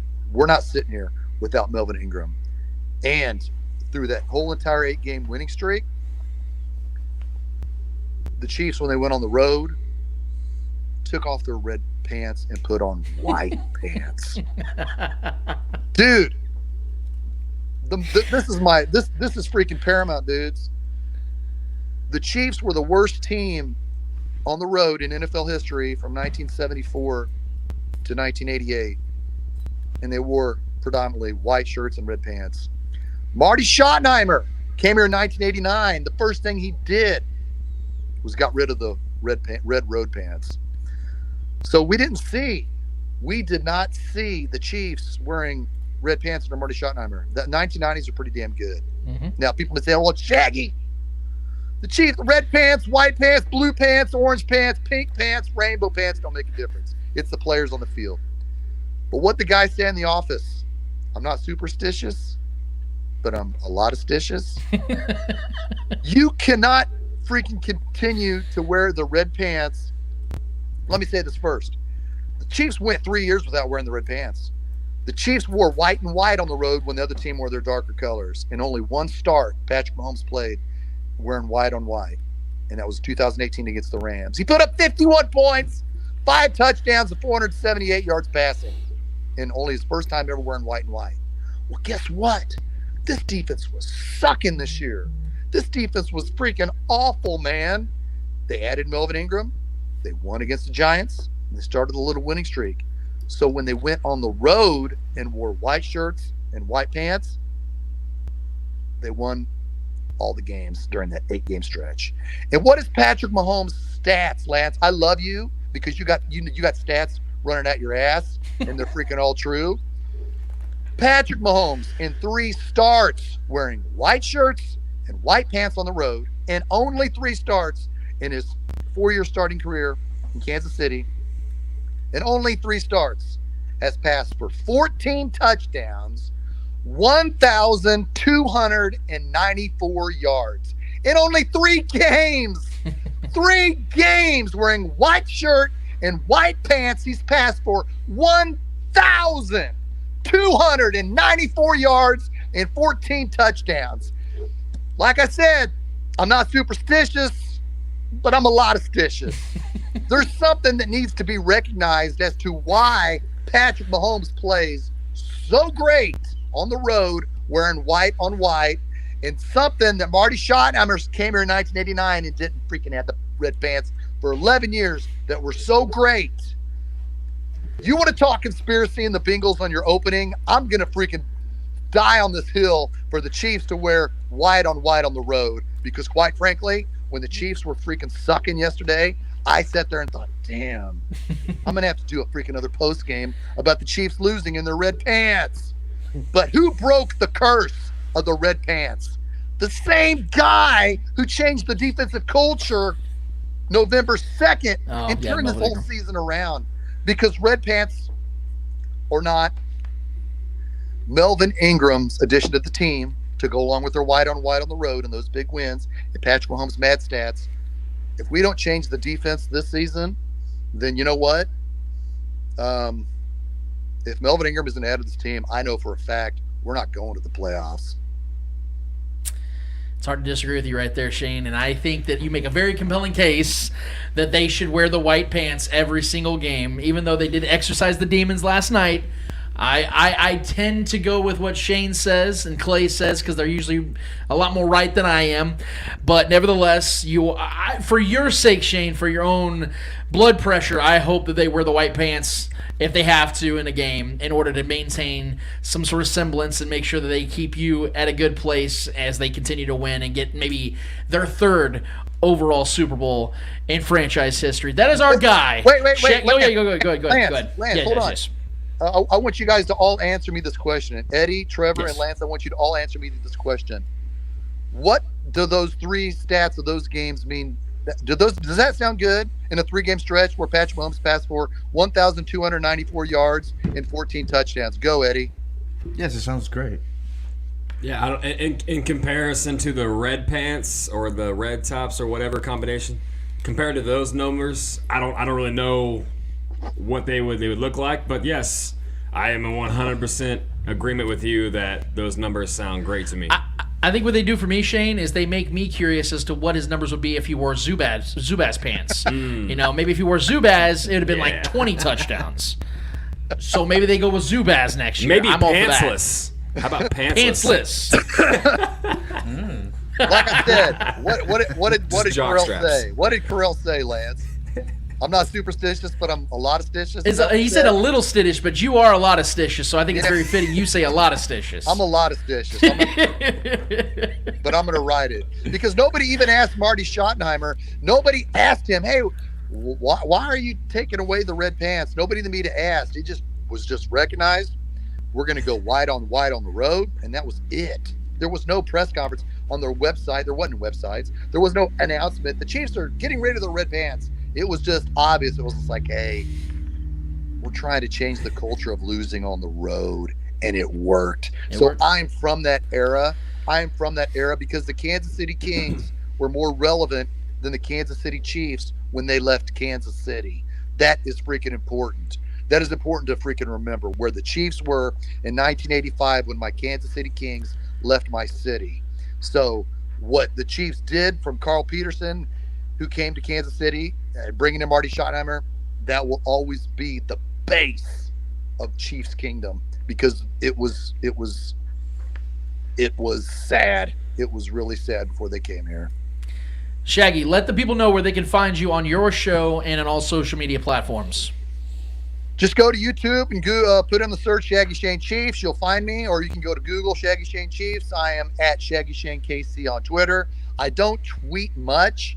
I basically just see what Lance is tweeting with stats and maybe Clay and other people who give a shit about me. So I've got just how old I am. I'm 52. I stick to Facebook and YouTube mostly, but I am on Twitter. I don't, like I said, I don't tweet much. I'm looking forward to seeing what happens this week.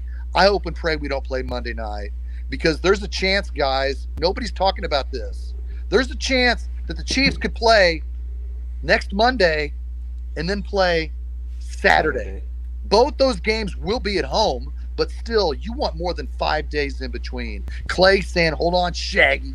The NFL will not screw us like that. Oh, really? Look at the Bengals. Look what happened to the Bengals game. You think they're not going to screw us? How can they make life a little harder for Patrick Mahomes in the playoffs? Only give him 5 days in between games. I hope that's not the case. The Buffalo Bills played. They were the second seed last year, and they played their first 2 games on Saturday. They hosted the first round against the Colts on a Saturday. The very next week, they played the Baltimore Ravens on a Saturday. Then they had 8 days to get ready to come to Kansas City and lose. So it's important that we don't get screwed. I am not a fan of it. I don't know why everybody's like, the first ever Monday Night Football game. That sucks for anybody. Even if you don't have 5 games, you got to go. You're going to have 6 games. Okay, well, we don't play Saturday. We play Sunday. Yay, a short week in the playoffs. Who is making these dumbass decisions? It's terrible.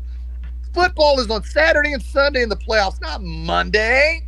Kiss my ass if you freaking disagree with me. I don't give a crap. The Chiefs playing on Monday night, even if they don't have to play till Sunday, sucks. But you know what? If the NFL does that to us, we will win Monday and Saturday or Monday and Sunday. But it's still bullshit.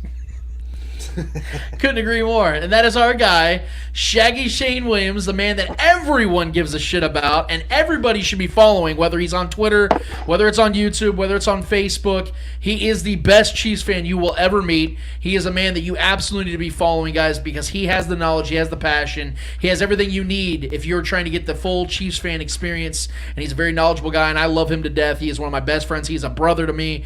He will always be a brother to me, no matter how different our age brackets are, wherever era we're from, we come together, man, and we love one thing, and that is the Chiefs. That is the Chiefs as a whole, man. So my guy Shaggy, thank you so much, my brother. I hope you have yourself an awesome day, and we will have to get you back on the show before the Super Bowl.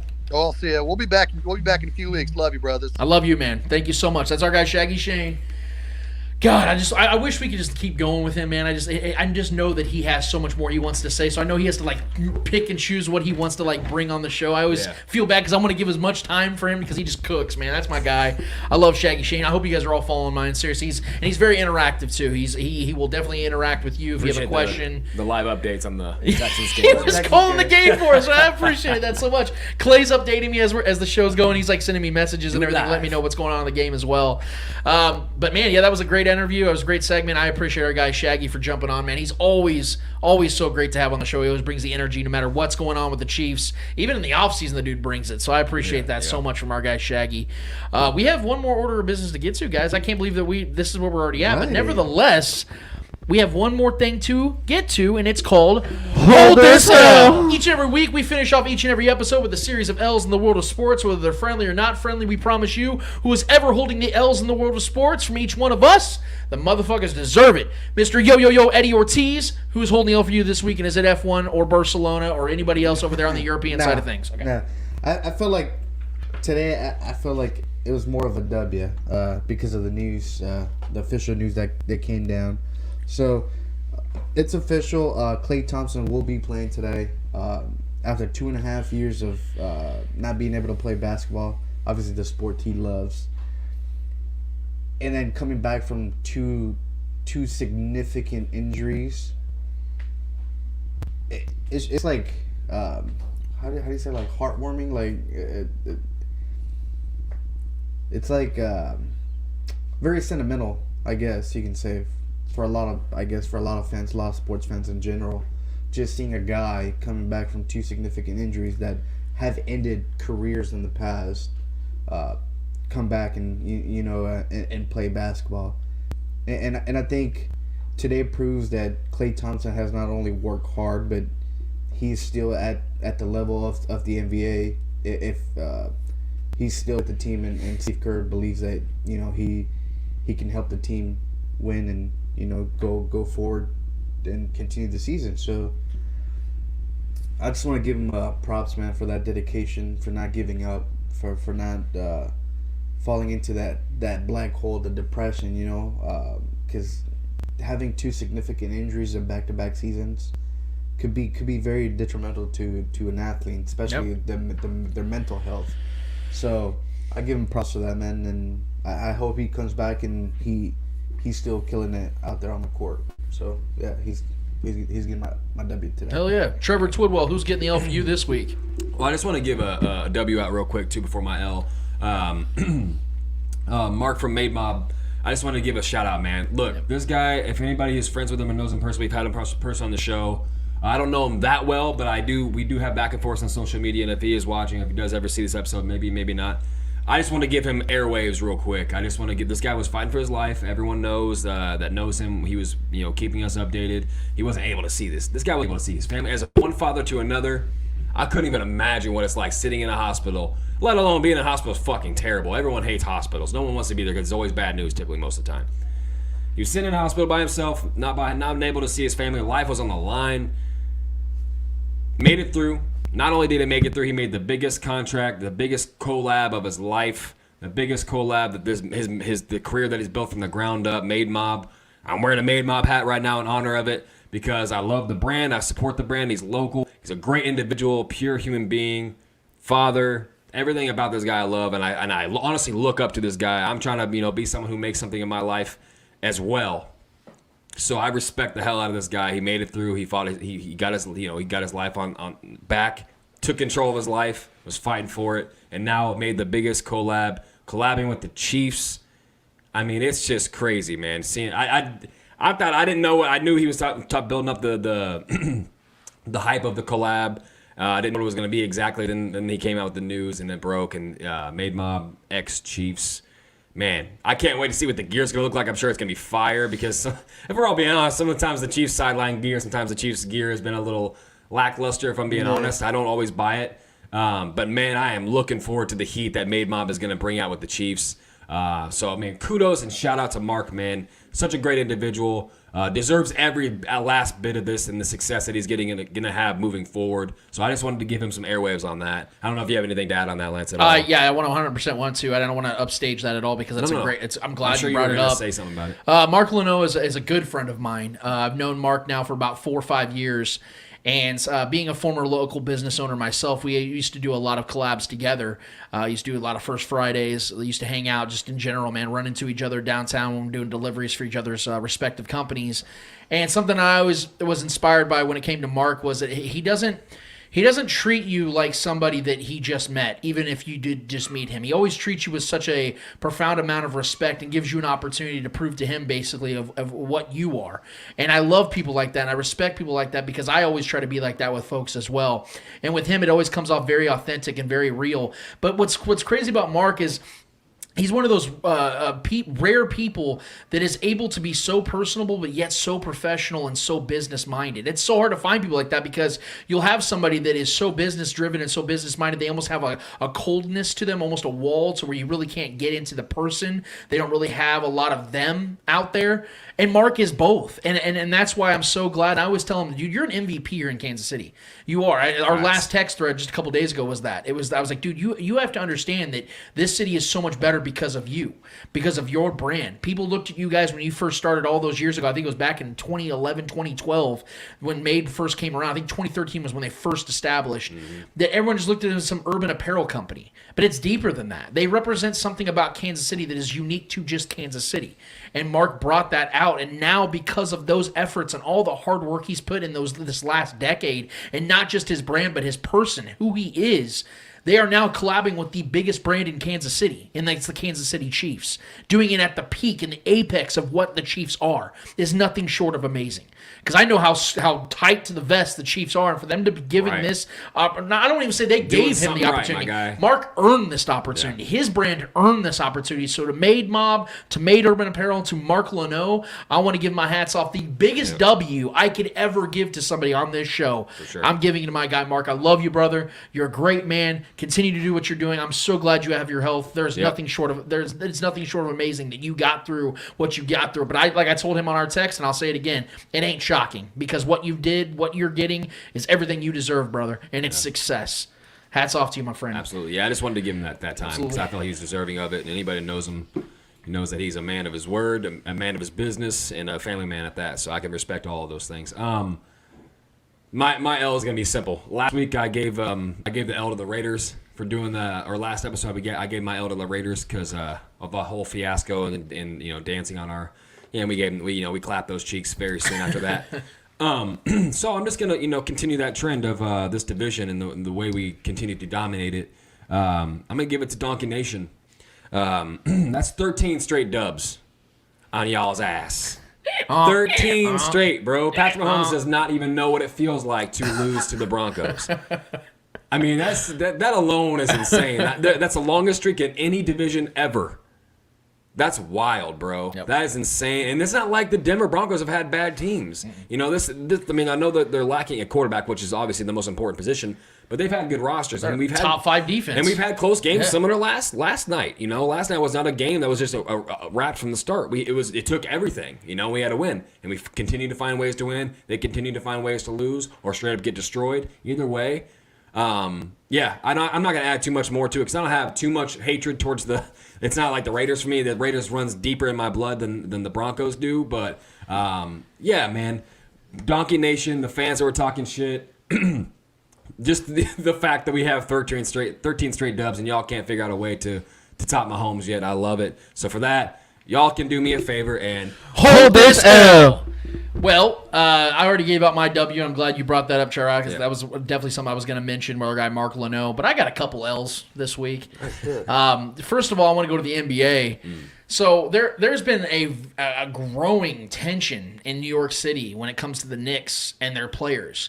And we knew that Julius Randle was never going to be the guy that got them over the edge. We saw good player. him get them into the playoffs, and we're thinking, okay, they can build upon this. Well, this season hasn't gone the way the Knicks were hoping it would go. And for some damn reason, it's being put on the shoulders of Julius Randle, who once again was not a guy that many people expected to really lift this team further into postseason success. He's not a premier player. He's a good player, but he's not a premier player. And we saw him getting booed at a recent home game, and Julius Randle ended up throwing the thumbs down to the Knicks fans, and then it just piled on. The fuel was piling on, and Julius Randle was asked a series of questions about what he was trying to tell to the Knicks fans, and I told him to shut the fuck up. And I just used and somebody came to the defense of Julius Randle saying, well, you used the wrong finger. Because he said they should have gave him the bird. Because here's the thing. I'm conflicted because I understand Knicks fans have been so sick and tired of the losing. Yeah. They've been so loyal to that team, and that team has never been there. Yeah, that team's never really given it back to them over the last 3-4 decades. So, and they've had some similar success like in the 90s and their Eastern Conference Finals. They went to the finals, things like that. But it's been a long time. So I understand the frustration. From my vantage point, though, is this is all created because of the inept and incompetent leadership at the Knicks organization from the top down. They just cannot find the right leadership, and because of that, you're now seeing the fans and the players feuding in front of each other. It's almost like Reggie Miller and Spike Lee going at it, except it's the Knicks on Knicks. It's getting that bad now in New York, and they got to have some sort of change. They got to get some people in there that are competent and can get that team back to winning, because if the Memphis Grizzlies and the Cleveland Cavaliers and the Chicago Bulls can all get back to prominence and look promising with their young stars, what the fuck is the Knicks' excuse, man? They're in New York, the Mecca, where LeBron and Steph and Michael Jordan, all these guys said they lived to play. Kobe They've had Bryant. so many top picks, too. They lived to play. And how sad is that? The Mecca of the NBA, which is Madison Square Garden, is more known for the guys that are visiting than the players that are playing there. That's beyond sad. So the New York Knicks do me a solid and hold this L. My final L, which is my favorite L of the week, is going to Tom Brady. And why do I say that? You should say, well, Lance, you should be giving it to the Bucks. Lance, you should be giving it to Antonio Brown. No, I'm not. This one's going to Tom. You know why it's going to Thomas Brady? Is because Thomas Brady is the one that invited this shitstorm known as Antonio Brown to not one, but 2 different franchises that Tom Brady has played for in his career. Back in 2019, he fought and he fought and he cried and he cried. And the Patriots, even after the horrific debacle with the Raiders, he begged Belichick to bring Antonio Brown in. Well, less than 1 full week in, they had to cut him because of sexual allegations they had off the field. That was a complete blunder and a complete failure. You look at the Tampa Bay, you're thinking, oh, well, they won a Super Bowl with them, so it was a success, right? Well, I don't know about you guys, but last I checked, the Bucs were going into the playoffs or going towards the playoffs as one of the favorites to win the Super Bowl, and it was largely because of the fact that they still had Antonio Brown on the team. And when he's your 3rd or 4th option on your offense is unbelievable.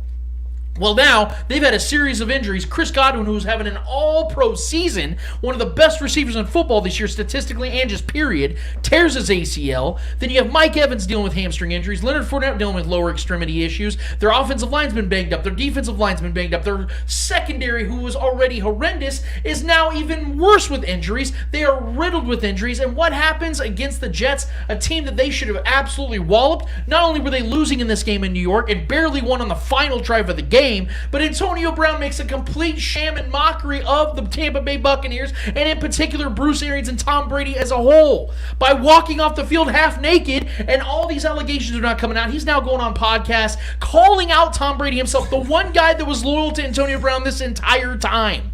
And I can't even give full credit to Antonio Brown because the only reason he even has these opportunities to do so is because of Tom Brady standing up for him. And somehow, some way, Antonio Brown found a way to make Tom Brady look like a victim, but I'm not letting it happen because this was Tom Brady's choice. You really think Bruce Arians, who hated Antonio Brown back in Pittsburgh when they both were there all those years ago, would have signed up to bring Antonio Brown's crazy ass to that team? Hell no. The only reason it happened is because of Tom Brady's wrinkly old ass choosing to have Antonio Brown on that team, and because of Antonio Brown, or because of Tom Brady vying and defending Antonio Brown, they're going to lose in the first round of the playoffs. So for that, Tom Brady, do me a solid and hold this L. It was a fast show, but it was a fun show. Today was a fun show, man. We get to talk about the Chiefs going into the playoffs.